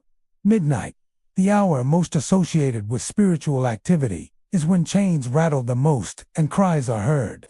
The presence of observers appears to provoke activity, with sounds intensifying or shadows becoming more defined. Yet, attempts to interact with the phenomena rarely yield direct communication. The manifestations seem to replay past events rather than respond to the living. It is as though the building holds on to a memory, a historical moment of suffering and injustice that continues to reverberate through the air, stone, and wood. For many, the haunting of Mount Zion Church serves as a stark reminder of the darker chapters of human history. It is a place where architecture and tragedy intersect, where the memory of violence has been absorbed into the physical and spiritual landscape. The combination of auditory, visual, and environmental phenomena ensures that those who encounter the church leave with a lasting impression, a sense of having stepped into a space where history is not merely remembered, but actively present. Despite its dark history, Mount Zion Church still stands as a symbol of resilience. Its structure endures, weathering the passage of time, neglect, and the shadows of its past. For the community and for visitors, it is both a place of reflection and a site of caution. A tangible reminder that some events leave marks that are not easily erased. The rattling chains, muffled cries, and unyielding scorch marks testify to the enduring nature of memory, grief, and injustice. Mount Zion Church is not simply a building. It is a living monument to the past, a haunting presence that continues to teach, warn, and unsettle all who approach its doors. Wauhatchie Church sits quietly at the base of Lookout Mountain, its unassuming frame belying a history steeped in violence and sorrow. Built in the early 1800s to serve the spiritual needs of a rural community, the church became an unwilling witness to the horrors of the Civil War. In 1863, during the Battle of Wauhatchie, the church's wooden floors were stained with the blood of soldiers, its pews pressed into service as makeshift stretchers, and its basement sometimes used as a temporary holding area for the wounded. Today, the church stands as a preserved landmark, its weathered walls and simple steeple marking a place where faith and tragedy intersected, leaving a residual energy that some insist has never departed. Visitors often report an immediate sense of tension upon approaching Wauhatchie Church, as if the air itself carries the weight of past violence. During the day, the building appears serene, surrounded by fields and the dense foothills of Lookout Mountain. The exterior is plain, whitewashed wood with small, multi-paned windows. Yet something about the structure seems to hum with memory. Those who step inside describe a quiet that feels unnatural, broken only by the creak of wooden floors or the distant whisper of wind through cracks in the siding. Even experienced hikers and history enthusiasts speak of a subtle unease, a feeling of being observed by something unseen. One of the most frequently reported phenomena involves shadows moving through the aisles. Witnesses describe figures that pace deliberately along the pews, silhouettes of soldiers in period uniforms or indistinct shapes that seem aware of their surroundings. The movement is slow and purposeful, not frantic or chaotic, as if the spirits are replaying a ritual of march or patrol from their lifetimes. Visitors often hold their breath as the shadows pass, reporting a sudden drop in temperature and a prickling sensation along the skin. A physical reminder that the past has not entirely relinquished its hold on the present. Lanterns are another common source of eerie activity. Although there is no electricity in the church, and no modern lighting is left on after dark, faint glows often appear in the windows during nighttime visits. Observers describe lights flickering briefly, casting shapes on the walls and pews, only to extinguish as suddenly as they appeared. Some interpret these lanterns as markers, reminders of soldiers who once carried lamps to navigate the battlefield and tend to the wounded. Others view them as messages or signals, glimpses of life persisting through time, illuminating the church in transient bursts that both guide and unsettle anyone who witnesses them.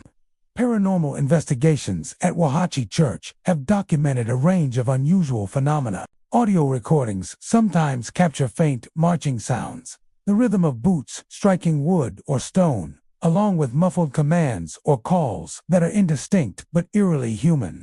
EMF meters often spike near the center aisle, and thermal imaging occasionally reveals sudden cold spots along the pews or near the altar, suggesting an invisible presence moving deliberately through the building.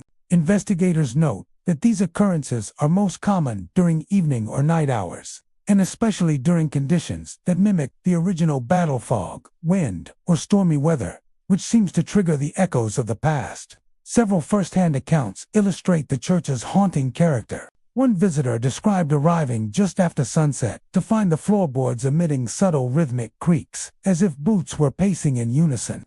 Shadows appeared at the edges of the room, indistinct but undeniably human, moving with a steady cadence before fading into the dim corners of the sanctuary. Another account involved a lone historian observing the windows flicker with a soft amber light. The glow seemed to follow him as he moved through the pews, casting moving shadows that appeared almost like marching soldiers before vanishing entirely. These experiences leave a lasting impression, a combination of awe, fear, and historical empathy. The church's location amplifies its eerie reputation. Nestled at the base of Lookout Mountain, it is isolated from much of the surrounding town, creating an environment where natural sounds are muted and the effects of wind, fog, and rustling trees seem to carry additional weight. The surrounding Terendance woods and rolling hills offers limited visibility at night, making the occasional glimmer of light from the windows or the appearance of shadowed figures all the more dramatic. Even in daylight, hikers report a sensation of being followed, a subtle shift in awareness that disappears once they are clear of the immediate grounds. Beyond the spectral sightings, Wahachi Church embodies a tangible sense of memory. The wooden pews, worn smooth over decades, seem to echo the weight of countless lives. The altar, simple and unadorned, holds the residual energy of both worship and suffering. The combination of visual, auditory, and environmental cues creates a holistic haunting, one that touches mind, body, and spirit. Visitors leave with the impression that they have walked through more than a building. They have passed through history, through echoes of lives interrupted and memories preserved in wood and stone. For locals, the church is a place of remembrance as much as fear. Tours and historical lectures acknowledge its Civil War history. Yet those familiar with its darker stories often caution against wandering there alone at night. The rattling of imagined chains, the glow of phantom lanterns, and the pacing shadows serve as constant reminders that some events leave permanent marks not only on memory, but on the physical and spiritual landscape itself. Wahachi Church is, in this sense, both a monument and a warning. The past, once seared into a place by trauma, can echo across centuries, leaving a presence that continues to watch, move, and endure. Wahachi Church remains standing, a modest yet potent symbol of history, memory, and lingering unrest. Its walls hold the sorrow of a violent past, the rhythm of unseen boots, and the ephemeral glow of lanterns that illuminate the night for no living eyes. Those who visit often speak of feeling simultaneously humbled and unsettled, as if the church exists not only as a building but as a living record of the people who suffered and remained behind. Their echoes marching endlessly along the aisles of time. Old Stone Church in Rockwood, Tennessee, stands as a weathered testament to over 2 centuries of history. Its limestone walls rising from the ground with a solemn permanence that seems almost unnatural. Constructed in 1799, it is one of the oldest surviving structures in the region, a relic of a bygone era when communities gathered in humble stone chapels to pray, worship, and celebrate life's milestones. The church's exterior, a mix of gray limestone and worn mortar, exudes a quiet dignity. Yet beneath the surface of its history lies a persistent undercurrent of mystery and unease. The building is renowned not only for its age, but for the strange occurrences that continue to draw attention from paranormal enthusiasts, historians, and curious locals alike. From the moment one steps onto the church grounds, there is a palpable stillness. The air seems heavier here than in the surrounding fields, carrying a subtle chill even on warm days. Those who enter the sanctuary often report an immediate sense of being observed, an awareness that the past has not fully receded. Inside, the pews remain worn and polished by countless generations, the stone floor echoing with each step. Humming sounds have been recorded beneath the seating, low and resonant, as though the earth itself was singing. Paranormal teams investigating the church have noted these vibrations, describing them as persistent and sometimes rhythmic, seemingly coming from the limestone foundation rather than from any human source. Some believe the sound is residual energy, a harmonic imprint left by centuries of worship and devotion, while others suggest a more supernatural explanation, that the earth responds to the spiritual energy contained within the church. One of the most enduring legends associated with Old Stone Church revolves around a preacher who met a tragic fate. Historical accounts claim that during a violent summer storm, the preacher was struck by lightning, mid-sermon collapsing at the pulpit with the congregation watching in horror. Eyewitness reports describe his body smoking from the strike, and though he was laid to rest, stories of his return have persisted through generations. Locals claim that on stormy nights, particularly when lightning arcs across the sky, the preacher's apparition appears in the sanctuary. He is often seen at the pulpit, holding a Bible that seems to smolder with ethereal fire, his figure illuminated by flashes of lightning filtering through the windows. Witnesses describe an overwhelming mix of awe and terror, a simultaneous sense of spiritual authority and the raw power of nature asserting itself through the spectral form. The haunting does not seem limited to visual phenomena. Cold spots appear unpredictably throughout the church, often concentrating near the pulpit or the front pews. Visitors have reported sudden drops in temperature that are sharp enough to make their breath visible, leaving a physical reminder that the building holds energy beyond the ordinary. Some parishioners claim to feel a pressure in their chest or a tingling across their skin when standing in certain locations. Sensations that coincide with other manifestations such as humming, flickering shadows, or the distant echo of a voice. Investigators have attempted to measure these events with EMF meters and thermal cameras, frequently detecting anomalies that defy conventional explanation, though the experiences are most compelling to those who witness them firsthand. The church's structure itself contributes to the eerie ambience. Thick limestone walls absorb sound and filter light, creating elongated shadows and muted echoes that distort perception. Windows, small and unadorned, allow thin beams of moonlight or lightning flashes to cut through the darkness, highlighting dust motes and giving the impression of movement where none exists. Ceiling beams groan occasionally under their own weight, yet their creaks are often interpreted as footsteps or movement from unseen figures. Humming beneath the pews seems amplified by the hard surfaces, reverberating through the sanctuary with a resonance that can be felt in the floor and chest. For those unprepared, the combination of visual, auditory, and tactile stimuli produces a deeply immersive, almost overwhelming experience. Paranormal teams and curious visitors have recorded consistent patterns over the years. The preacher's apparition is most likely to appear during storms, when thunder and lightning animate the environment. The humming beneath the pews tends to be more pronounced when the church is empty, suggesting that the phenomenon is independent of human presence. Cold spots, inexplicable gusts of air, and shadows at the edges of vision are reported regardless of the time of day, though the emotional intensity is heightened after dark. These repeated occurrences have solidified Old Stone Church's reputation as a site of spectral activity and lingering spiritual energy, attracting both researchers and those simply seeking an encounter with the unknown. Local accounts add further texture to the story.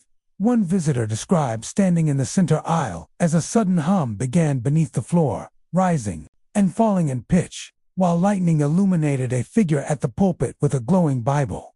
Another recounted hearing faint whispers, indistinguishable but unmistakably human, seeming to emanate from beneath the pews, as if those long gone were murmuring prayers or warnings.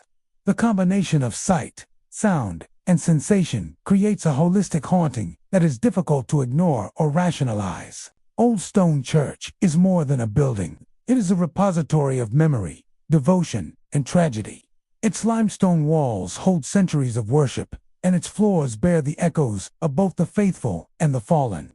The humming beneath the pews, the cold spots, and the preacher's ghost all serve as reminders that some places retain the energy of history in ways that defy explanation. Visitors leave with a sense of having witnessed something profound, a connection to the past that lingers long after the doors close behind them. In Rockwood, Old Stone Church is a living monument, its silence full of echoes, its stone walls alive with memory, and its pulpit forever waiting for the preacher who still rises when the storm comes. Mount Carmel Church in Clarksville, Tennessee, sits quietly at the edge of an overgrown, abandoned cemetery. Its weathered wooden frame and modest steeple give it the appearance of a simple rural chapel.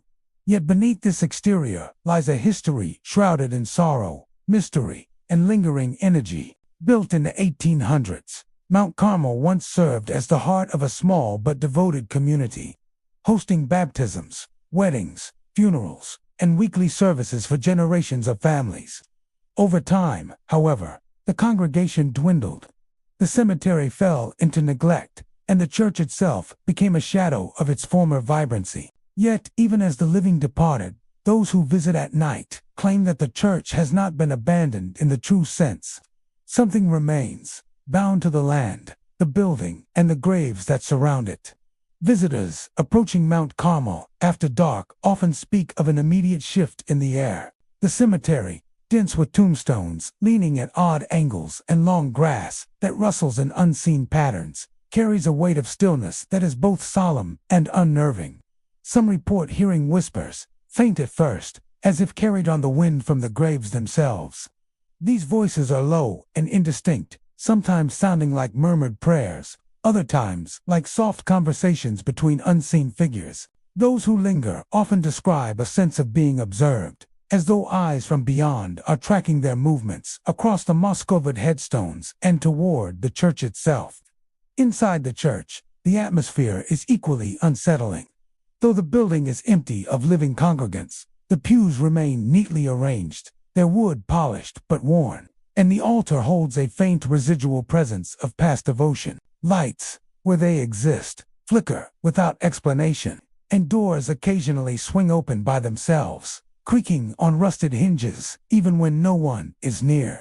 Many visitors interpret this as a sign that the spirits of the congregation are still present, attending services in a silent, invisible fashion. Paranormal investigators have noted that these occurrences tend to intensify on certain nights, particularly when the moon is high, and the wind rustles through the cemetery in mournful patterns, suggesting a connection between the living energy of the natural world and the spiritual residue of the church. The whispers themselves are among the most persistent phenomena. Audio recordings often capture low murmurs that defy explanation, with sounds that seem to originate from beneath the floorboards or the graves outside. Some report hearing their own names spoken softly, as though the dead recognize them or are reaching out across time. The whispers are never aggressive, never overtly frightening in tone. Yet they leave an impression of something deeply personal and intimate. Visitors often describe a feeling of weight pressing on their shoulders or a cold draft passing through the room as they stand quietly, listening to the invisible congregation. The cemetery contributes heavily to the church's haunting reputation. The tombstones, many of them dating back to the 19th century, are carved with names and dates that speak to a long-forgotten community. Some markers bear the scars of weather and neglect, while others appear strangely clean or untouched, as if preserved by some unseen hand. Locals report that wandering too close to the graves at night can provoke auditory or tactile phenomena. The rustling of clothing in empty plots, faint footsteps moving across the soil, or the whisper of voices that seem to rise and fall in rhythm with the wind. The church, standing at the edge of this sacred ground, seems to act as a conduit, channeling the energy of the cemetery into the building itself. Accounts from witnesses further illuminate the haunting. One night, a couple reported walking along the path to the church when the front door slowly swung open before them. Though no wind or mechanical cause could account for the motion, inside, they heard the faint echo of hymns, so soft they might have been imagined, and fading in perfect harmony with the rustle of the trees outside. Another visitor described standing at the altar and feeling an invisible presence surround him. A sensation of being held in quiet attention, as if the congregation were silently praying together, unseen but fully aware. Such experiences leave a lasting impression, blending fear, awe, and a sense of reverence that few can easily shake. Paranormal teams who have investigated Mount Carmel Church note a combination of auditory, visual, and physical anomalies.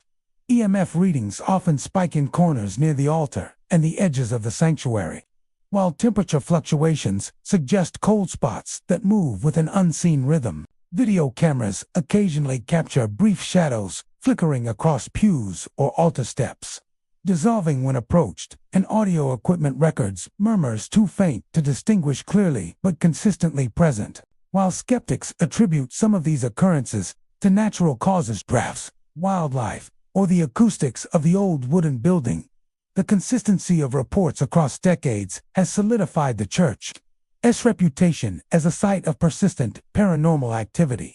The legend that the congregation never left, they just learned to pray in silence, encapsulates the eerie yet solemn nature of Mount Carmel Church. It is not a site of malevolent, haunting, or aggressive spirits, but rather a place where the devotion and lives of those long gone continue to resonate in subtle, haunting ways. The combination of whispers from the graves, flickering lights, swinging doors, and sudden chills suggests that the church is not empty at all. It is full of history, memory, and a quiet persistence, a spiritual presence that continues to watch over the land it once served so faithfully. For those who visit today, Mount Carmel Church offers more than a glimpse into the past.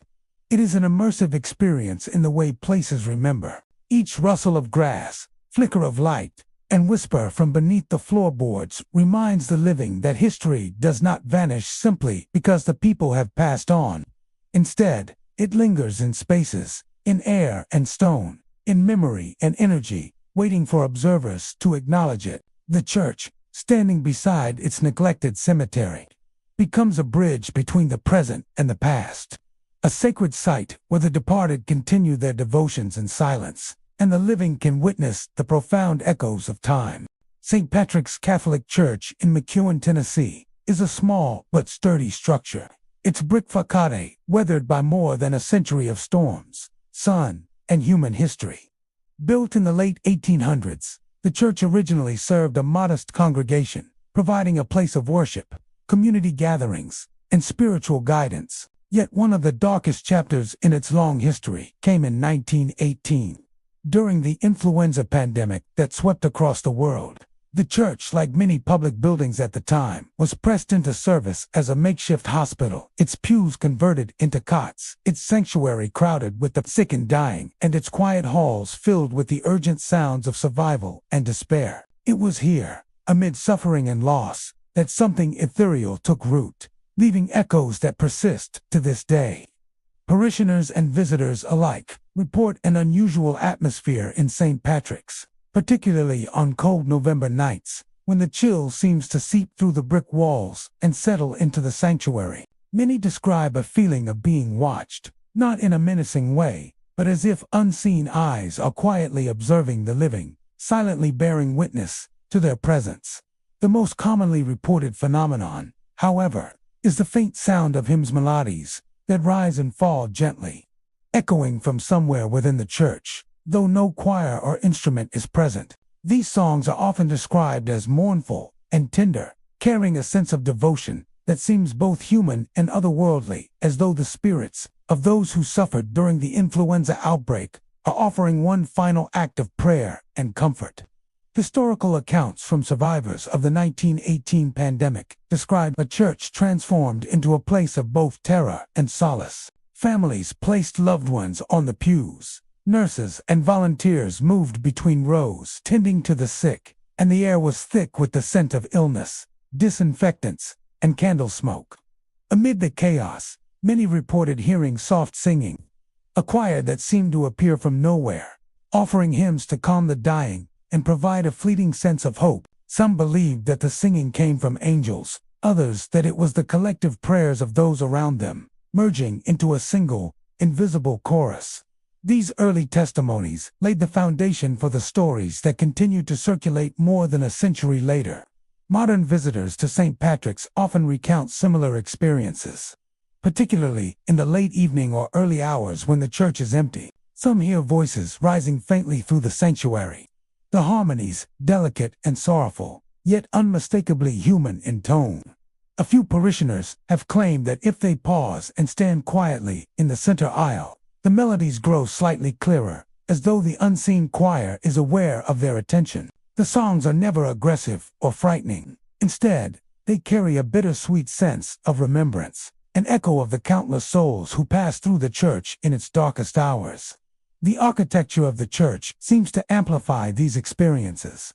Tall windows, narrow and arched, allow moonlight to filter in at precise angles, casting elongated shadows that danced along the brick and wooden floors. The sanctuary's vaulted ceiling creates natural acoustics that can carry sound in unexpected ways, making faint noises seem closer or more layered than they truly are. Paranormal investigators have noted that the echoes of the hymns often appear to originate from beneath the floorboards. In the areas that once held rows of cots and improvised beds, EMF readings and temperature sensors sometimes detect anomalies in these locations, with sudden drops in air temperature or faint electrical disturbances coinciding with the reported singing. Several first-hand accounts add depth to the haunting. One visitor described standing in the pews late on a November night when a soft, melodic hum began beneath the floor. The sound gradually rose into a harmonious hymn, its notes clear yet ethereal, filling the church without apparent source. When the visitor moved toward the altar, the music faded as if retreating from their approach, leaving a heavy silence that seemed to press down upon the shoulders. Another witness recalled hearing distinct voices, both male and female, singing in perfect harmony, their tone tender and somber, bringing tears to the eyes of those present. Such experiences reinforce the idea that the church carries not only physical history, but a spiritual imprint, a residue of human devotion and loss. The church's cemetery, small and adjacent to the building, further enhances its haunted reputation. Many of the graves date back to the early 20th century, including those of victims of the influenza pandemic. Visitors sometimes report hearing faint murmurs or soft humming from the direction of the headstones, particularly on cold, misty nights. Some speculate that the cemetery serves as a conduit, allowing the voices of the past to enter the church and merge with the architecture as natural acoustics, creating the haunting melodies that continue to be heard. Parishioners have learned to live with these phenomena, often interpreting them as a blessing rather than a curse. The faint hymns are seen as a connection to the past, a reminder of the faith, endurance, and communal effort that defined the church during a time of crisis. Candlelight services on November evenings are sometimes accompanied by whispers of melody that seem to rise from the empty pews, and while the source is never visible, many consider it a comforting presence, an acknowledgement of those who came before. St. Patrick's Catholic Church is thus more than a historic building. It is a repository of memory, devotion, and spiritual resonance. The invisible choir, the echoes of hymns, and the lingering presence of those who lived and died during the 1918 influenza outbreak transformed the church into a space where the past remains tangible. Visitors leave with the sense that they have not merely walked through a sanctuary, but have entered a threshold where human suffering and hope converge, where prayers once offered in desperation continue to resonate, and where faith, even after death, maintains a quiet, persistent voice. First United Methodist Church in Jackson, Tennessee, stands as a landmark of both history and mystery. Built in the mid-1800s, it was once the pride of the town, a place where the community gathered for worship, celebrations, and solace. Its towering steeple, ornate stained glass windows, and carved wooden pews spoke to the skill of craftsmen and the devotion of its congregants. Over time, the church has witnessed decades of joy and sorrow, from weddings and baptisms to funerals and moments of collective grief. Yet, beneath the grandeur and the echoes of Sunday hymns, First United Methodist has developed a reputation that sets it apart, a subtle, persistent presence that has haunted its halls for generations. Those who work in the church late at night, particularly janitors and maintenance staff, have long reported strange phenomena. Many speak of hearing footsteps echoing from the balcony when the building is empty, a rhythmic sound that seems deliberate, as though someone is pacing or inspecting the pews above. The footsteps often stop abruptly if approached, leaving an eerie silence that fills the sanctuary. Lights, especially those near the stained glass windows, have been known to flicker inexplicably. Sometimes the flicker is subtle, a brief dimming and brightening, but other times it is dramatic, casting shifting patterns of color across the pews and floors, as if the church itself were alive and responding to unseen activity. These occurrences are seldom confined to a single location. Witnesses often report sensations of being observed, cold drafts that sweep through the sanctuary, and a strange heaviness in the air that is impossible to explain. Perhaps the most unsettling reports involve full apparitions. One witness, a local historian who had been documenting the church's architecture, stayed late one evening to photograph the sanctuary. While reviewing his notes near the front pews, he looked up and was shocked to see an entire congregation seated in the main hall. Men and women, dressed in 19th century clothing, sat quietly, their faces solemn, their attention fixed entirely on him. He described the figures as almost translucent, yet distinct enough that he could make out the lace collars of the women's dresses and the waistcoats of the men. The silence was oppressive, a heavy watchfulness that seemed to press upon him. Terrified, he fled the building, but he later returned in daylight and found the pews entirely empty, as if no one had ever been there. The architecture of First United Methodist amplifies these experiences. The sanctuary's high ceiling and long rows of wooden pews create natural acoustics that can carry sound in unusual ways. Footsteps, whispers, and distant shuffles echo unnaturally, often giving the impression of multiple presences even when only one person is present. The stained glass windows, many depicting biblical scenes, catch moonlight and streetlight in unexpected ways at night, casting colored shadows that seem to shift when viewed peripherally. Candle holders and chandeliers, long unlit, sometimes sway or flicker as if responding to invisible drafts, further enhancing the sense that the building is alive in ways that defy ordinary explanation. Janitors and staff often describe a rhythm to the phenomena. The majority of activity occurs after midnight, when the church is empty and the surrounding streets are silent. Footsteps in the balcony are reported at intervals, sometimes accompanied by a faint creak of pews below. Lights flicker in patterns that seem almost intentional, as if someone or something is signaling across the sanctuary. Witnesses have occasionally noted subtle scents of old wood, incense, and faint perfume lingering long after they enter the building, contributing to a sensory atmosphere that is difficult to ignore. These repeated experiences have created a cautious respect for the church among those who maintain it. While there is no overt malevolence, the presence is undeniable. Historical records suggest a possible explanation for the apparitions.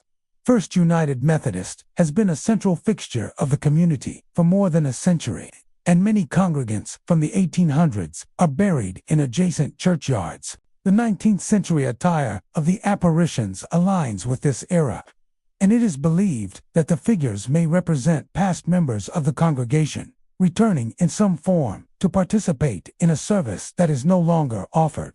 Some interpret this as a kind of temporal echo, a replay of devotion that has been imprinted on the building. Others see it as the lingering presence of souls unwilling to depart, drawn by the spiritual significance of the church and the continuity of its sacred purpose. Visitors report that the church is both unsettling and awe-inspiring. Witnesses often feel a mix of fear and reverence, as though stepping into a space where the boundary between past and present is thin. The sight of the silent congregation, the echo of unseen footsteps, and the flickering of stained glass light all create an immersive experience. The church becomes a living monument to memory, devotion, and spectral continuity, where the present is inseparable from the past. Despite its haunting, First United Methodist remains an active part of the community, with daytime services, weddings, and other gatherings continuing as they always have.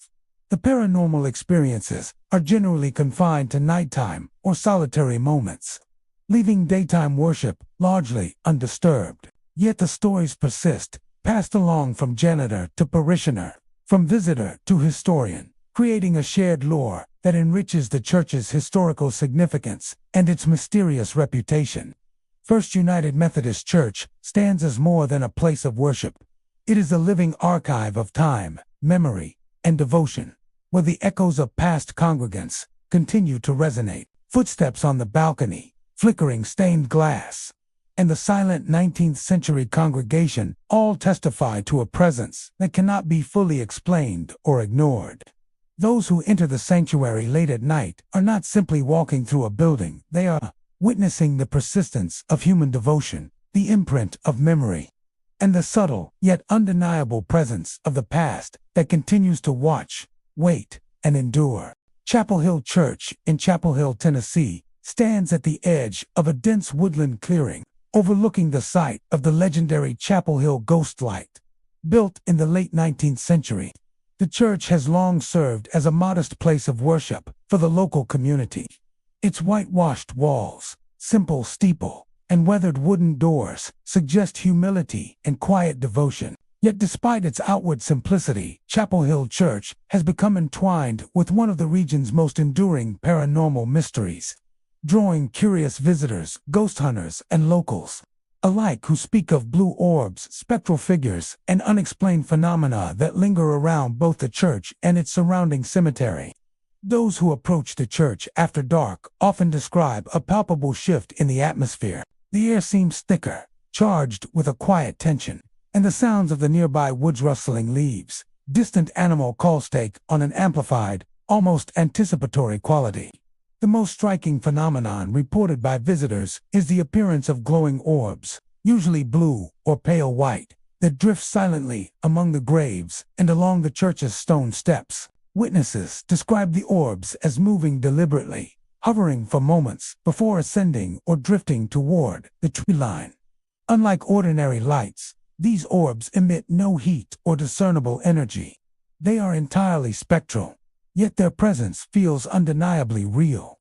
Some suggest that these orbs are the residual energy of travelers who perished near the nearby railway tracks, their spirits searching for sanctuary at the church. Spectral figures are another frequently reported phenomenon.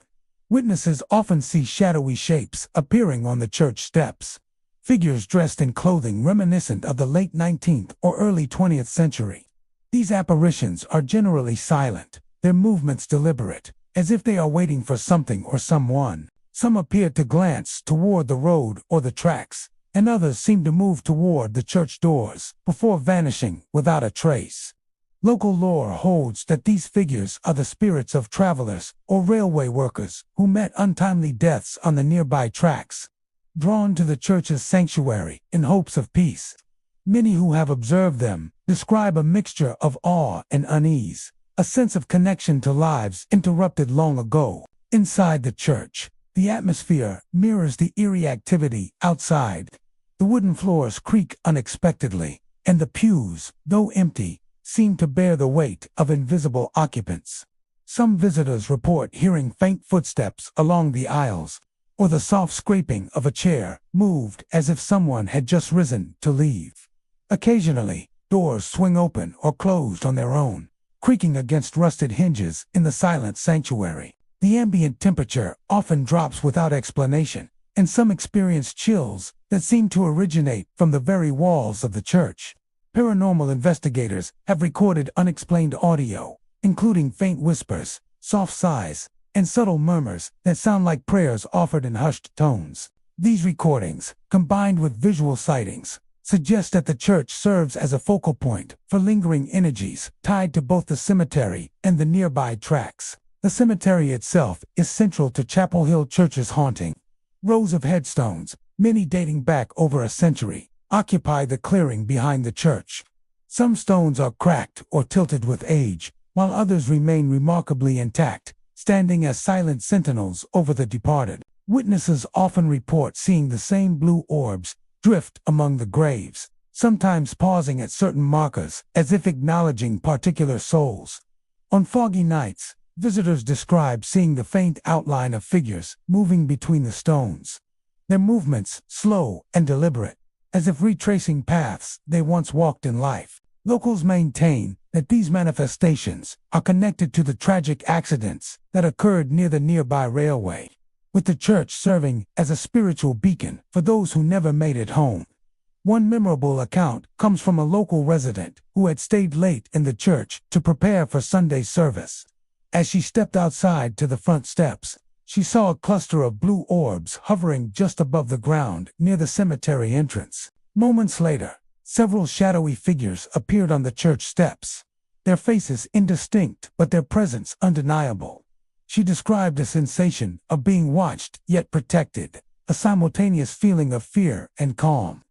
The orbs drifted toward the figures on the steps, and for a brief moment, it seemed as if the spirits were acknowledging one another, a silent communion of the living and the dead. When she blinked, the figures had vanished, leaving only the faint luminescence of the orbs fading into the night. Paranormal researchers who have investigated Chapel Hill Church note a consistent pattern. The blue orbs, the shadowed figures, and the unexplained footsteps are most commonly observed on nights when the nearby tracks are shrouded in fog, or when the moon casts thin, pale light over the cemetery. Audio equipment frequently picks up murmurs and faint hymns, though the source is never visible. Temperature fluctuations and EMF readings indicate pockets of unusual energy concentrated around the cemetery and the church steps. These consistent patterns reinforce the belief that the phenomena are tied to past tragedies, particularly the deaths of travelers or railroad workers who never found safe passage home. Local legends have shaped the perception of the church and the surrounding area for generations. Stories passed down through families suggest that the Chapel Hill ghostlight itself, a mysterious glowing orb that appears along the nearby tracks, is connected to the spirits who now linger at the church. The combination of the cemetery, the church, and the railway creates a network of spiritual energy that resonates with both sorrow and devotion. Those who enter the church at night report a sense of entering a threshold between the living and the dead, a place where time is fluid and where the echoes of lost travelers are never truly silent. Chapel Hill Church remains an active, though modest, place of worship during the day, yet its nighttime presence carries a history and mystery all its own. The blue orbs drifting through the cemetery, the spectral figures on the steps, and the soft, inexplicable sounds within the sanctuary suggest that the church is far more than a building. It is a haven for the lost, a spiritual conduit connecting the living to the memories and souls of the past. Visitors leave with the awareness that, at Chapel Hill Church, the departed have not vanished, they have merely learned to linger in silent, luminous devotion, seeking sanctuary where once they sought comfort in life. St. Luke's Memorial in Cleveland, Tennessee, stands as a solemn monument to faith, memory, and mystery. Constructed in the early 1900s, the church was built to honor the spiritual needs of a growing community while serving as a memorial to those who had passed, both young and old. Its white stone facade, arched windows, and carved wooden doors give it a sense of dignity and permanence. Yet, inside, the building carries a weight far heavier than the mortar and stone suggest.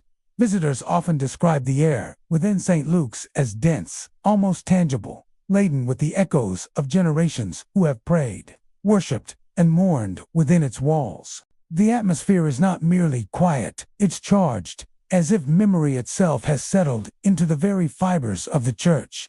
Parishioners and visitors have long reported an unusual stillness that seems to permeate the sanctuary.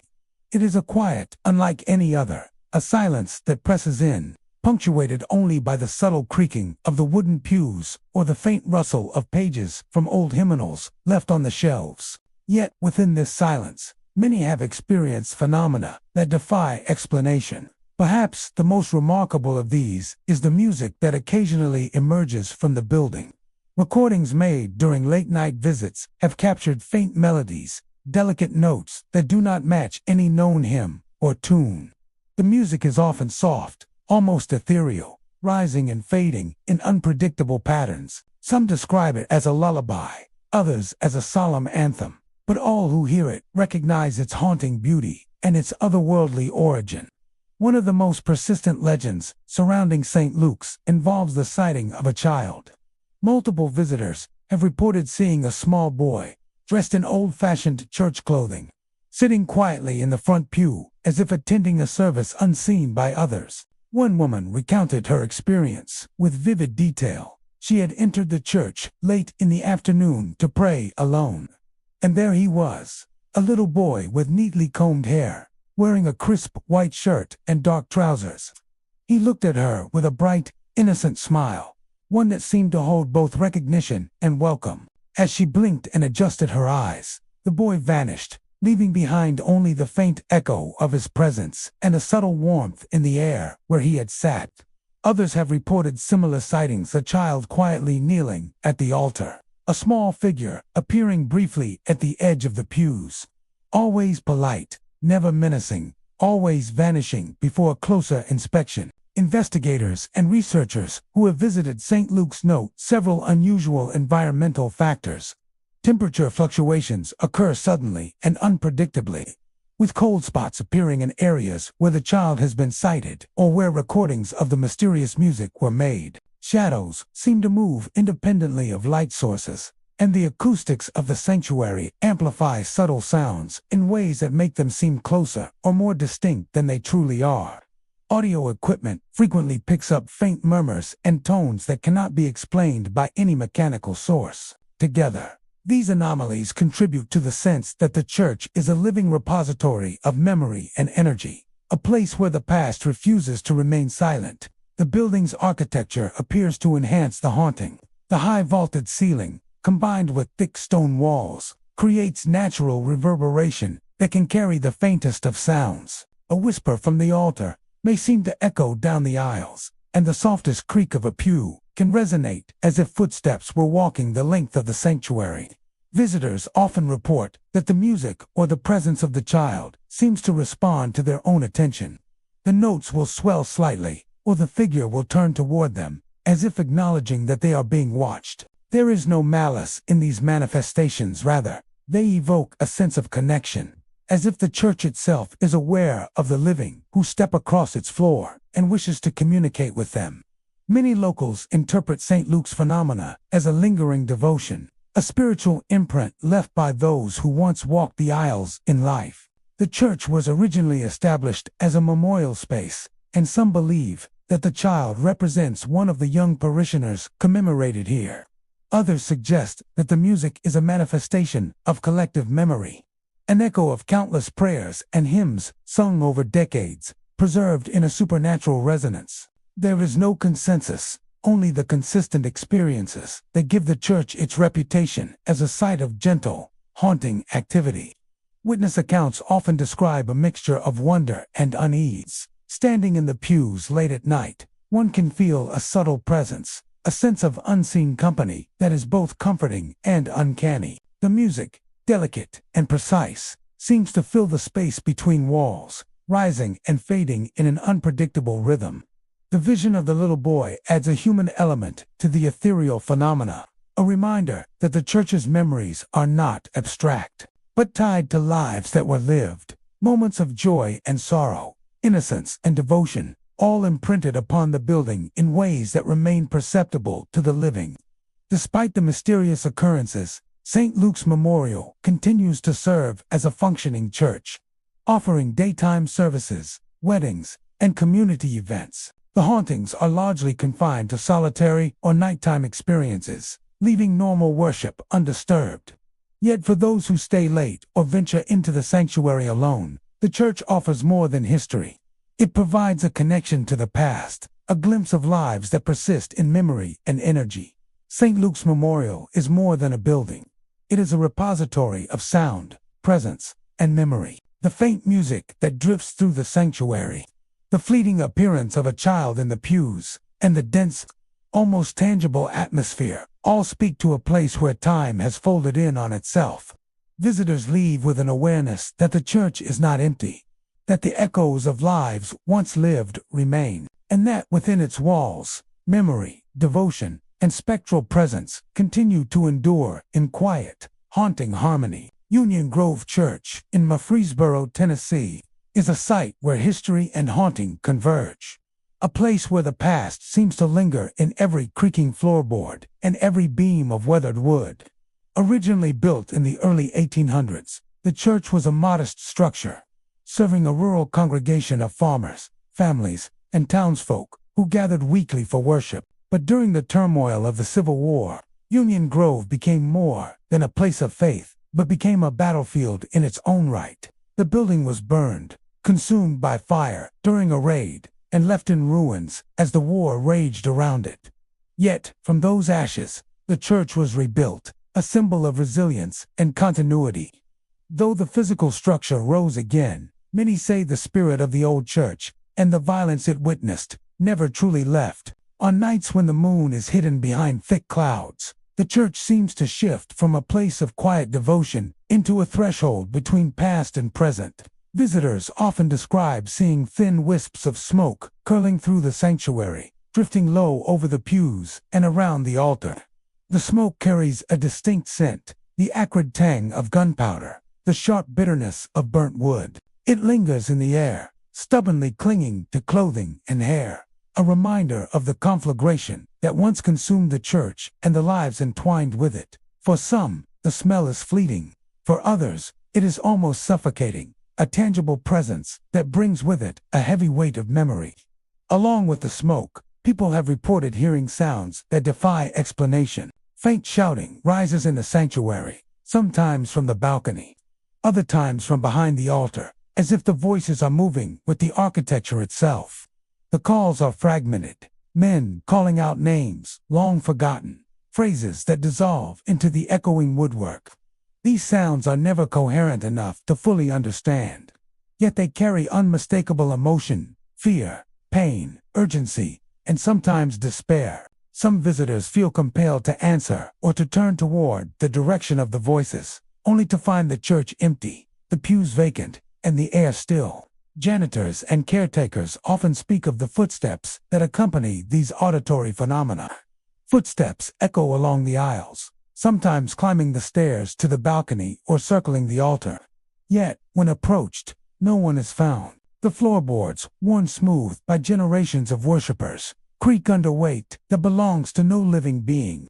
Lights, when present, flicker without explanation, casting shadows that stretch unnaturally along the walls. Those who have spent time in the church late at night describe a feeling of being watched, of unseen eyes tracing their movements, a sensation that is both disconcerting and inescapable. Historians and paranormal investigators note that the church's haunting is likely tied to its violent past. Union Grove was not merely a building, it was a witness to fear, suffering, and death.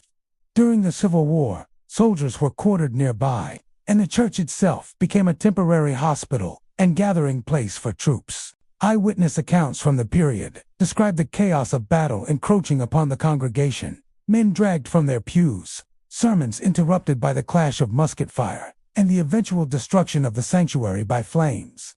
The rebuilding of the church atop its ashes may have restored its physical presence, but according to local lore, it could not erase the residual energy, the emotional and spiritual imprint of those who experienced tragedy within its walls. The architecture of Union Grove contributes to the uncanny experiences. The sanctuary's high, vaulted ceiling, coupled with thick wooden beams and narrow windows, creates an environment where sound carries and reverberates unnaturally. A single whisper may echo as if multiplied. A faint step may seem to circle the pews multiple times, and the occasional slam of a door can reverberate through the empty building like thunder. The shadows created by flickering lanterns or moonlight streaming through old glass panes add a visual dimension to the auditory phenomena, creating a sense of motion where none exists and deepening the impression of presence. Several witnesses have recounted the most chilling experiences. One visitor, exploring the church after dusk, described walking into the sanctuary to see smoke curling across the floor. As she inhaled, the acrid scent of burnt wood and gunpowder filled her senses. Moments later, a chorus of distant shouting rose, fragmented calls echoing across the pews. She felt the floorboards shift beneath her, as if someone had passed directly behind her. But when she turned, no one was there. Terrified, she fled, leaving the echoing voices to fade into the shadows. Another account involves a caretaker who reported hearing men calling out names, the syllables old-fashioned and formal, as if recalling comrades lost long ago. The caretaker later confirmed that some of the names were indeed from soldiers known to have fought in the area, lending a historical eeriness to the encounter. The churchyard outside contributes to the haunting. The small cemetery contains graves dating back to the mid-1800s, many of them soldiers, townsfolk, and victims of the influenza outbreak. On moonless nights, witnesses report seeing faint lights moving between the headstones, as if the spirits of the deceased are drawn toward the church. Some say these lights correspond with the shouting heard inside, a visual manifestation of the unrest that continues to linger. Others suggest that the smoke and spectral sounds are residual echoes, trapped memories of events too traumatic to dissipate over time. Union Grove Church is still an active place of worship during the day, hosting services, weddings, and community events. By daylight, it is a serene and beautiful structure, its history acknowledged but not overtly felt. Yet at night, particularly on moonless evenings, it becomes a place where the past is tangible, where smoke, scent, and sound converge to create an experience that is both frightening and awe-inspiring. Visitors leave with the awareness that the church is not merely a building but a vessel of memory, carrying within it the echoes of tragedy and devotion alike. Union Grove Church endures as a testament to resilience and remembrance. The faint smoke drifting through the sanctuary, the scent of gunpowder and burnt wood, and the haunting cries of men calling names long forgotten remind all who enter that the past is never truly gone. It lingers in the air, in the walls, and in the very spirit of the church. A living monument to memory, history, and the enduring presence of those who came before. New Bethel Church in Bristol, Tennessee, stands quietly amid a cluster of ancient graves, its weathered facade a testament to centuries of history and human devotion. Built in the early 1800s, the church was originally a small, wooden structure, expanded over the decades to accommodate the town's growing congregation. Its simple steeple rises above the surrounding landscape, overlooking rows of headstones, many of them worn by time and the elements. The air around New Bethel carries a unique stillness, a silence that feels different from the ordinary quiet of rural life. Locals and visitors alike have long remarked that this silence is heavy, almost tangible, as if the church itself holds the weight of memories long past. The surrounding cemetery contributes greatly to the church's haunting reputation. Ancient graves, some dating back nearly 2 centuries, dot the landscape. Many of the stones are cracked or partially sunken, their inscriptions eroded by weather. Moss and vines climb the oldest markers, giving the impression of a place untouched by time. On fog-laden evenings, the cemetery takes on a spectral quality, the headstones seeming to shift in and out of sight, as if revealing glimpses of lives long gone. It is here that many of the church's paranormal experiences are reported. From shadowy figures walking among the graves to the faint echo of music or whispered voices carried on the wind, paranormal investigators have documented a variety of unusual phenomena at New Bethel. EVP recordings frequently capture sobbing, often indistinct but deeply sorrowful, as well as the faint rustle of fabric that resembles the movement of long-forgotten clothing. On multiple occasions, recordings have included low, melodic hums, soft and repetitive, reminiscent of lullabies. Witnesses describe hearing these sounds even when no one is present, the hums seeming to float through the cemetery and into the church sanctuary. These ethereal sounds are often accompanied by a sudden drop in temperature or a feeling of being observed, lending the experiences a visceral immediacy that is difficult to explain. Perhaps the most frequently reported apparition is that of a woman in mourning black. Visitors often see her pacing among the graves, her form partially obscured by darkness or mist. She moves slowly and deliberately, sometimes pausing at specific headstones before resuming her quiet walk. Witnesses describe a sense of profound grief emanating from her presence, as if she is tethered to the earth by the weight of loss and devotion. On rare occasions, observers report hearing her humming lullabies, soft and comforting, yet imbued with sorrow. Some believe she may be a widow from the 19th century, eternally tending to the graves of her family or the lost children of the congregation. Others speculate that she is a guardian spirit, maintaining the connection between the living church and the souls resting in its cemetery. Inside the church, the atmosphere is equally unsettling. The sanctuary's wooden floors creak underfoot, sometimes in patterns that mimic the pacing of unseen figures. Candles left unlit are occasionally found burning when parishioners arrive, casting flickering shadows across the pews and altar. Stale air, heavy with the faint scent of aged wood and incense, often carries faint whispers and sighs that seem to come from no specific source. Visitors have reported seeing shadowy forms gliding along the walls or across the aisle, always just out of reach of full visibility. The overall effect is that of a building steeped in memory, where the boundaries between the present and the past are thin, and where the echoes of human emotion persist long after life has departed. One visitor described arriving at New Bethel shortly before sunset, hoping to photograph the cemetery and capture the old church in the fading light. As he walked among the graves, he noticed a figure at the far edge of the cemetery, a woman dressed in black, her posture stiff, her head bowed. He froze, unable to tell if she was a living person or a vision. The moment he stepped closer, she lifted her head and turned toward him, humming softly. The sound was faint but unmistakable, and it carried a weight of sorrow that made the hair on his arms stand on end. When he blinked, she was gone, leaving only the lingering echo of the lullaby and the quiet rustle of her dress, fading into the night. Local lore suggests that the phenomena at New Bethel are tied to the many lives commemorated in its cemetery. Epidemics, accidents, and the hardships of pioneer life left many mourners and lost children behind. And some believe that these souls never fully departed. The woman in black may represent one of these mourners, her presence a bridge between the living and the dead, keeping watch over the graves and maintaining a connection to the congregation that once thrived here.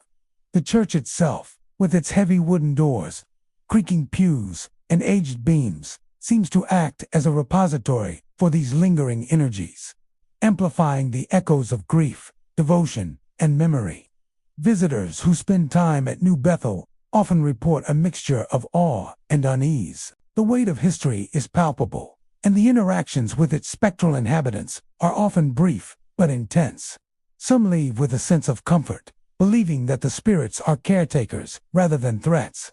Others feel unsettled by the vividness of the experiences, the sorrowful sounds, and the presence of the mourning woman who roams the cemetery. Regardless of the interpretation, it is clear that New Bethel Church is a place where the past refuses to fade quietly, where memory, grief, and devotion remain active, and where the boundary between the living and the dead is thinner than in most places. New Bethel Church endures as both a spiritual and supernatural landmark. The sobbing captured on recordings, the rustle of dresses, and the haunting figure of the woman in black all serve as reminders of the lives that have passed through this space, and of the emotions they left behind. Visitors leave with a deep awareness that New Bethel is more than a building. It is a vessel of memory, a guardian of the souls it has served, and a site where the living can still encounter the echoes of the departed, lingering in quiet, sorrowful devotion. Cumberland Presbyterian Church in Lebanon, Tennessee, stands as a monument to resilience and mystery. Constructed in the early 1800s, the church has weathered more than a century of hardships, surviving fires, floods, and even the turmoil of war. Its tall steeple and modest brick facade convey both endurance and solemnity, while the sanctuary inside holds the echoes of countless sermons, prayers, and hymns. Over the years, the church has become more than a place of worship. It has become a repository for stories of the supernatural, with experiences reported by parishioners, visitors, and paranormal investigators alike. Despite its long history of survival, Cumberland Presbyterian carries an atmosphere of unease that persists even in the daylight, and it is at night that the church reveals its most unsettling mysteries. The most commonly reported phenomenon is the presence of a misty figure near the pulpit. His movements are deliberate but silent, and he appears to be delivering a sermon or reading scripture. The figure is often seen by visitors attending evening services or those who remain alone in the sanctuary after dark. One account comes from a janitor who stayed late to clean the pews. As he polished the altar rail, he noticed a shimmer near the pulpit. Turning, he saw a figure raising his hand as though addressing the congregation. The janitor froze, watching as the preacher continued his motionless sermon before slowly dissipating into a cool mist that lingered in the air long after the apparition vanished. Local lore holds that this figure may be the spirit of a preacher who died mid-sermon decades ago. Parish records confirm that a minister serving in the late 1800s collapsed suddenly during a Sunday service, and despite immediate aid, he never regained consciousness. Some believe his devotion was so profound that his spirit remained tethered to the pulpit, continuing to preach to an invisible congregation. Others interpret the sighting as a residual energy imprint, a spectral echo of a moment frozen in time, replaying over and over in the very space where it first occurred. Whatever the explanation, those who witnessed the figure report a combination of awe, reverence, and a quiet dread. Accompanying the visual phenomena are auditory experiences that defy conventional explanation. Recordings made inside the sanctuary have captured a man's voice whispering scripture that does not appear in any known Bible. The passages are often fragmented, a mixture of archaic language and unfamiliar phrases, yet delivered with a cadence that mirrors the rhythm of a sermon. Paranormal investigators and audio experts have reviewed the recordings repeatedly, confirming that the voice is neither mechanical nor human in origin. Some listeners describe the whispers as calming, almost hypnotic, while others find them deeply unsettling. A reminder that the church is not merely a space for the living, but a conduit for something beyond ordinary perception. Visitors often report that the misty preacher appears in conjunction with these whispers. One historian, exploring the church after hours, recounted hearing faint, lilting scripture as he approached the pulpit. At the same moment, he saw a figure materialize, raising a hand as if emphasizing a point. The voice continued, low and ethereal, winding through the sanctuary and blending with the natural acoustics in a way that made it difficult to discern direction or distance. When the historian attempted to move closer, the figure faded into mist, leaving only the soft whispering lingering in the corners of the room. The architecture of Cumberland Presbyterian may enhance the supernatural occurrences. The sanctuary's vaulted ceiling and polished wood create natural reverberations, allowing whispers and sounds to travel in ways that seem unnatural to the human ear. Shadows cast by the steeple windows stretch across the floor at odd angles, and flickering light from lanterns or candles amplifies the effect, creating the impression of motion and presence even when the room is empty. The combination of sight, sound, and sensation produces a deeply immersive experience, convincing many visitors that the church holds more than memory. It holds the lingering essence of devotion itself. Accounts of the church also include strange tactile sensations. Visitors sometimes report sudden chills near the pulpit, or the feeling of a hand brushing past their shoulder when no one is present. Some parishioners have experienced a pressure in the air, as though someone or something is leaning in to emphasize a point in the sermon. These experiences, while subjective, reinforce the consistent reports of an unseen preacher whose presence is tangible and commanding. Even skeptics, who spend hours inside the sanctuary alone, admit a sense of unease, as if the building is alive with intention, silently watching and listening. Local historians and paranormal researchers alike suggest that the church's long and turbulent history has left a residual imprint on the building. Fires, floods, and war brought death, fear, and sorrow to Cumberland Presbyterian, and some believe that these emotions became woven into the fabric of the sanctuary itself. The preacher's apparition, the whispered scripture, and the occasional sense of presence may all be manifestations of this energy, replaying the devotion, grief, and hope of those who once filled the pews. Despite its eerie reputation, Cumberland Presbyterian remains an active congregation. Daytime services proceed without incident. Weddings and community events continue, and the church functions as a center of faith and fellowship. Yet, at night, the sanctuary transforms into a place where history and the supernatural intersect. The misty preacher, the ethereal whispers, and the lingering sense of devotion remind all who enter that the past is never truly gone. It lives in the air, in the walls, and in the spirit of the church itself. Cumberland Presbyterian Church stands as a testament to endurance, memory, and the mysteries that persist within sacred spaces. The misty preacher at the pulpit, the whispered scripture not found in any Bible, and the heavy, charged atmosphere of the sanctuary all speak to a presence that defies explanation.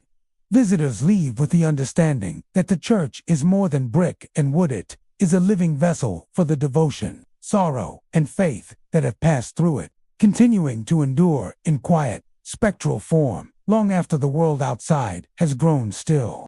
Antioch Church in Humboldt, Tennessee, is a secluded wooden structure that rises quietly among a stand of cypress trees, their twisted trunks and thick roots giving the grounds an otherworldly, almost suffocating presence. Built in the mid-1800s, the church served a small congregation of local families, many of whom lived off the surrounding farmland and forests. Its unassuming wooden exterior and simple steeple give it the appearance of a humble country chapel. Yet those who have visited at night speak of a presence far more profound and unsettling than the modest architecture suggests. The church is isolated, tucked away from roads and neighbors, and for decades has been the subject of whispered warnings and local legend. The most commonly reported phenomena begin when the rain falls. Visitors and locals alike describe Antioch as seeming to breathe during storms. The wooden walls creak and swell with the damp air, as if inhaling and exhaling with the rhythm of the weather. On particularly heavy nights, the windows fog over as though someone inside has exhaled upon them. Even though the building is empty, the fog often forms strange patterns, streaks, and swirls that appear almost purposeful, like the remnants of invisible hands pressing against the glass from within. Those who linger too long report an oppressive, almost suffocating sensation, as if the building itself is alive and aware of their presence. Faint chanting is another phenomenon frequently reported at Antioch Church. Unlike music or singing, the voices are low, rhythmic, and monotone, rising and falling with no apparent beginning or end. On stormy nights, the chanting seems to echo unnaturally, reverberating through the sanctuary in a way that amplifies its eerie quality. Paranormal investigators who have attempted to capture the sound report that it cannot be traced to any mechanical or natural source. The voices are distinct yet elusive, present one moment and fading the next, leaving a lingering impression of ritual or devotion from long ago. Those who hear it describe it as both hypnotic and unsettling, the cadence of the chant resonating deep within the chest as if communicating directly with the listener's subconscious. Some of the most unsettling reports involve the sound of chains dragging across the altar. Locals warn against visiting the church after dark, claiming that the metallic scraping is unmistakable and horrifyingly real. Witnesses describe walking up to the entrance to investigate, only for the sound to stop abruptly, leaving behind a chilling silence that presses against the ears and mind. The chains are often said to move of their own accord, scraping or rattling along the altar, pulpit, or pews, with no visible origin. Those who have seen the church during these occurrences report a faint metallic odor, as if rusted iron has been disturbed, mingling with the scent of wet wood and the dampness of the surrounding cypress grove. The isolation of Antioch Church amplifies its eerie qualities. Surrounded on all sides by thick woods and swampy ground, the church seems entirely separate from the living world. Sounds from the outside cars, animals, or distant voices rarely penetrate the grove, leaving the church and its surroundings, enveloped in a cocoon of silence that is both peaceful and foreboding. It is within this silence that the supernatural seems to manifest most strongly. Shadows are often seen moving within the sanctuary, darting just beyond the edge of candlelight or moonlight streaming through the windows. Occasionally, visitors report seeing faint outlines of figures pacing the aisles, standing near the pulpit, or kneeling in prayer. Always gone when approached. Several theories attempt to explain the church's haunting. Some locals believe that the church was built atop an older sacred site, a place of indigenous significance that retains spiritual energy.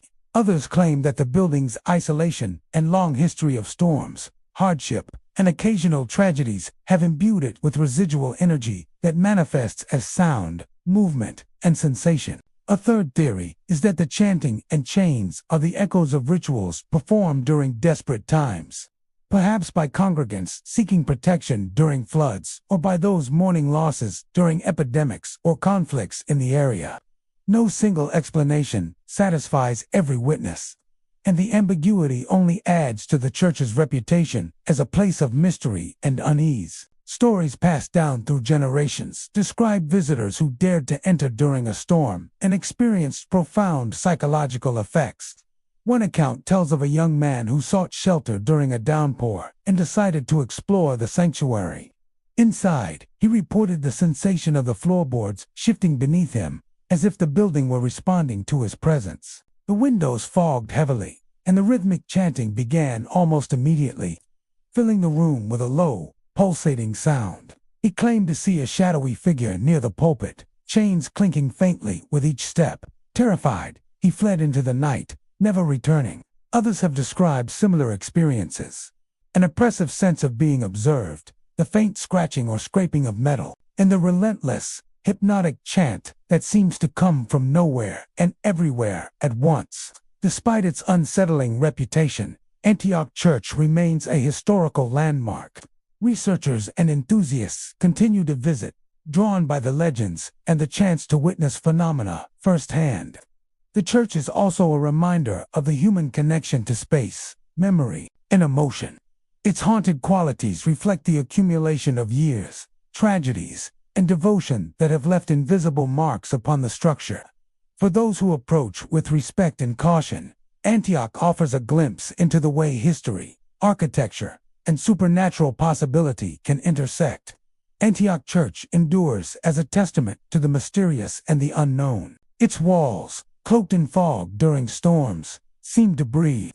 Its sanctuary echoes with chanting from unseen mouths, and the scraping of chains across the altar recalls the lingering presence of long-departed souls. Locals avoid it after dark, yet the curious and the brave continue to find themselves drawn to its isolated grove, seeking to witness the whispers of history, devotion, and the supernatural converging in one wooden, weathered church. St. Agnes Chapel in Memphis, Tennessee, sits quietly amidst a small, overgrown cemetery. Its whitewashed walls, weathered by decades of rain and sun, built in the mid-1800s as part of an orphanage complex. The chapel was once a place of refuge and routine for children whose lives had been marked by hardship. Rows of wooden pews, worn smooth by years of use, face a simple altar where caretakers and priests would lead daily prayers. Outside, the grounds are dotted with graves, many of them the resting places of children who succumbed to disease during the early years of the orphanage. The air carries a weight of sorrow and memory, and those who visit often describe a sense of lingering presence, as if the lives once lived within and around the chapel have left a permanent imprint. Visitors to St. Agnes Chapel frequently report hearing laughter and small footsteps echoing inside the sanctuary. Even when the building is empty, the sounds are often faint at first. A giggle carried on the wind, a scuffle across the wooden floorboards, but they sometimes grow clearer, creating the distinct impression of children playing, moving, or running along the aisles. Witnesses say the noises are irregular, sometimes beginning and stopping without warning, and seem to respond to the presence of visitors. Some have described feeling a brush of air against their ankles, as if unseen feet were passing close by, accompanied by the faint, cheerful hum of voices that can never quite be identified. Adding to the chapel's eerie reputation are the faint, untethered chimes that ring from its bell tower. The ropes that once controlled the bells have long since rotted away, leaving the heavy iron instruments silent at least in theory. Yet on cold, still nights, witnesses report hearing the delicate toll of the bells, ringing with a rhythmic cadence that carries across the cemetery and into the surrounding neighborhood.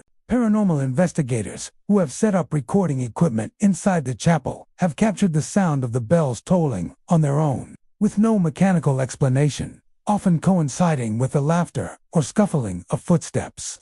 Some interpret the phenomenon as a manifestation of the chapel's past life, an echo of the children's daily routine or of prayers that once resonated within the walls. Others consider it a spectral call, a lingering presence reaching out from the realm of the departed. The graves surrounding St. Agnes Chapel contribute greatly to the atmosphere.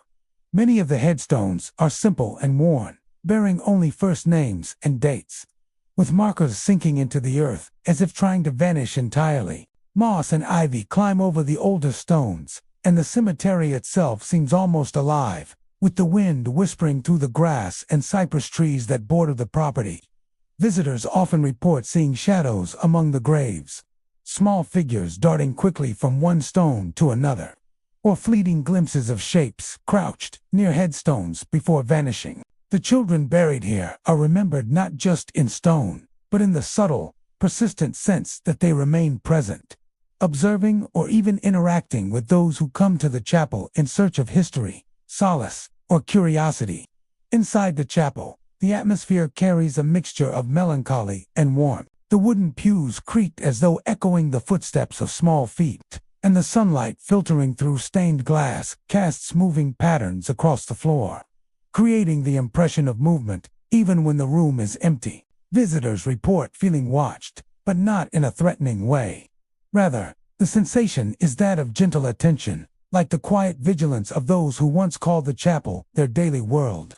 Some have described the feeling of being accompanied by invisible children, footsteps echoing alongside their own, laughter softening the edges of silence. On rare occasions, caretakers or historians report seeing fleeting shadows near the altar, just tall enough to resemble a small child kneeling or reaching up, then vanishing when approached. Historical research sheds light on why St. Agnes Chapel is steeped in this sense of lingering life. During the 19th century, disease outbreaks claimed the lives of many children, often far too young to leave a lasting personal record. The chapel was one of the few places where the children could gather, pray, and find comfort. Others believe the combination of tragedy, devotion, and repeated human activity created a type of residual energy, a memory of life that continues to manifest in auditory and visual phenomena. Paranormal accounts vary, but the consistency of certain experiences is notable. Witnesses almost always report hearing children's laughter, small footsteps, or faint bell chimes during quiet evenings. The timing often coincides with historical anniversaries, stormy nights, or periods of stillness when human activity is minimal. Many visitors leave feeling a mixture of wonder and unease, recognizing both the tragedy and innocence that linger in the chapel and its surrounding cemetery. St. Agnes Chapel stands as a testament to memory, grief, and resilience. It is a place where the past refuses to fade, where the voices of children long gone continue to echo in laughter and footsteps, and where the bells toll softly without human hands. The chapel's wooden walls, worn pews, and aged cemetery serve as both shelter and stage for these spectral remnants, allowing visitors to experience the enduring presence of those who once filled the space with life, prayer, and play. Even in silence, the chapel speaks, reminding all who enter that some echoes of the past never truly disappear. Harpeth Presbyterian Church in Brentwood, Tennessee, stands as a solemn witness to more than a century and a half of history. Constructed before the Civil War, its stone walls have weathered the passage of time, bearing silent testimony to the events that unfolded within and around its sanctuary. The church is modest yet enduring, with thick limestone walls, arched windows, and a steeple that rises gracefully above the surrounding landscape. Over the years, it has served as a place of worship, a community gathering space, and, at times, a shelter during turbulent periods. Its long history has left indelible marks, and locals and visitors alike attest to the lingering presence of spirits who continue to inhabit the sacred space. During the Civil War, Harpeth Presbyterian Church was at the center of conflict. Soldiers from both sides passed through the town, and some used the church as a temporary refuge, a makeshift hospital, or a quiet place to pray. Accounts from the era describe soldiers kneeling on the stone floors in fervent supplication, seeking solace amid the chaos of battle. Today, visitors sometimes report seeing ghostly soldiers repeating those silent acts of devotion, kneeling at the altar as if time has looped back on itself. The figures appear intermittently, often in the soft glow of morning light filtering through the stained glass or in the dim shadows of late afternoon. Observers describe them as faint silhouettes, dressed in period military attire, still carrying the weight of fear, sorrow, and hope. These spectral soldiers never interact with the living directly. They move quietly and reverently, their presence felt more than fully seen, leaving a profound impression on those who witness them. Funerals and revivals throughout the church's long history have also contributed to its haunted atmosphere. Parishioners describe an uncanny feeling of being watched when attending evening services or walking alone through the sanctuary. The pews, polished and worn over decades of use, sometimes creak as if bearing unseen weight, and the air carries the faint, persistent scent of incense and old wood. Visitors often notice shadows flickering near the edges of their vision, figures disappearing the moment they turn to look. One longtime congregant reported glimpsing a shadowy woman in a flowing dress standing near the pulpit, her head bowed in silent prayer. When approached, she vanished, leaving the faint aroma of lilies lingering in the air. Perhaps the most remarkable phenomenon at Harpeth Presbyterian Church is the haunting of its hymns. Parishioners and visitors alike describe hearing soft, sorrowful voices singing hymns from unseen lips. The melodies are familiar yet slightly altered, carrying a weight of longing, grief, and devotion that feels almost otherworldly. Some witnesses claim to hear the hymns when the sanctuary is entirely empty, the sound seeming to resonate from the very walls of the church. Recording equipment set up by paranormal investigators has captured faint harmonic tones, sometimes layered over one another, as if multiple voices are singing in perfect, ghostly unison. The hymns often begin quietly, almost like a whisper on the wind, swelling gradually before fading into silence, leaving a lingering sense of melancholy that permeates the stone sanctuary. Many visitors describe these auditory experiences as deeply moving, almost spiritual in nature. The combination of faint voices, the weight of history, and the serene architecture creates an atmosphere in which the living can feel connected to the past in profound ways. Others report that the hymns evoke a sense of loss and longing, the remnants of prayers, confessions, and devotions carried forward from generations of worshipers.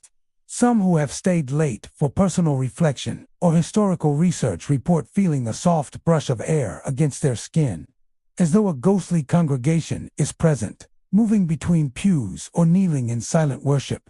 The church's stained glass windows contribute to the ethereal quality of its hauntings. On certain days, sunlight filters through the colored glass at just the right angle, casting shapes and shadows that seem almost animate. Observers have reported seeing figures walking past the windows from inside the sanctuary, silhouettes that vanish when approached. At night, the windows sometimes reflect dim shapes within the sanctuary, even when no one is present. Parishioners describe these shapes as shadowy congregants or soldiers, moving reverently through the space, their forms shifting with the ambient light, leaving behind a sense of presence and solemnity. Harpeth Presbyterian Church's long history of worship, community, and conflict seems to have left an indelible spiritual mark. The building itself feels alive with memory, a vessel for the emotions, devotion, and grief of generations long past. The ghostly soldiers, shadowy figures, and ethereal hymns all serve as reminders that the church is more than brick and mortar. It is a repository of human experience, a place where the past continues to echo in the present. Visitors leave with a mixture of awe, reverence, and a quiet unease. Recognizing that the church's walls hold more than just the stories of those who once gathered within them, they hold their very essence. Even on ordinary days, the presence of history is palpable. The soft creaking of the floorboards, the faint scent of aged wood, the flickering light through stained glass, all contributes to an atmosphere in which the supernatural feels close at hand. At night, when the sanctuary is empty and the wind moves through the stone walls, the ghostly hymns can be heard faintly, a reminder that devotion and memory never truly fade. Some visitors leave quickly, unnerved by the weight of unseen eyes, while others linger, drawn to the beauty and mystery of a place where the living and the dead intersect. Harpeth Presbyterian Church endures as both a historical landmark and a site of ongoing supernatural presence.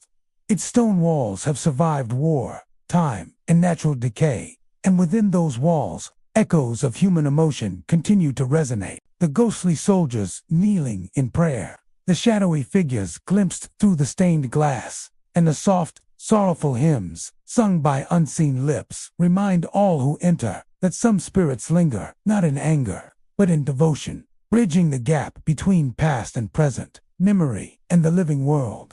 And so, dear listener, our journey through Tennessee's haunted churches comes to an end. From the mountains to the river valleys, every steeple stands as a monument, not just to faith, but to the souls who couldn't bear to leave it behind. Perhaps they find peace in their eternal prayers. Perhaps they simply wait for the next voice brave enough to join their chorus. So, if you ever wander past an old church at night and hear hymns drifting through the dark dome, be afraid. The faithful may be gone, but their songs remain. Until next time, my haunted congregation, keep your hearts open, your candles lit, and your ears tuned to the music of the beyond. Because in Tennessee, even the echoes believe.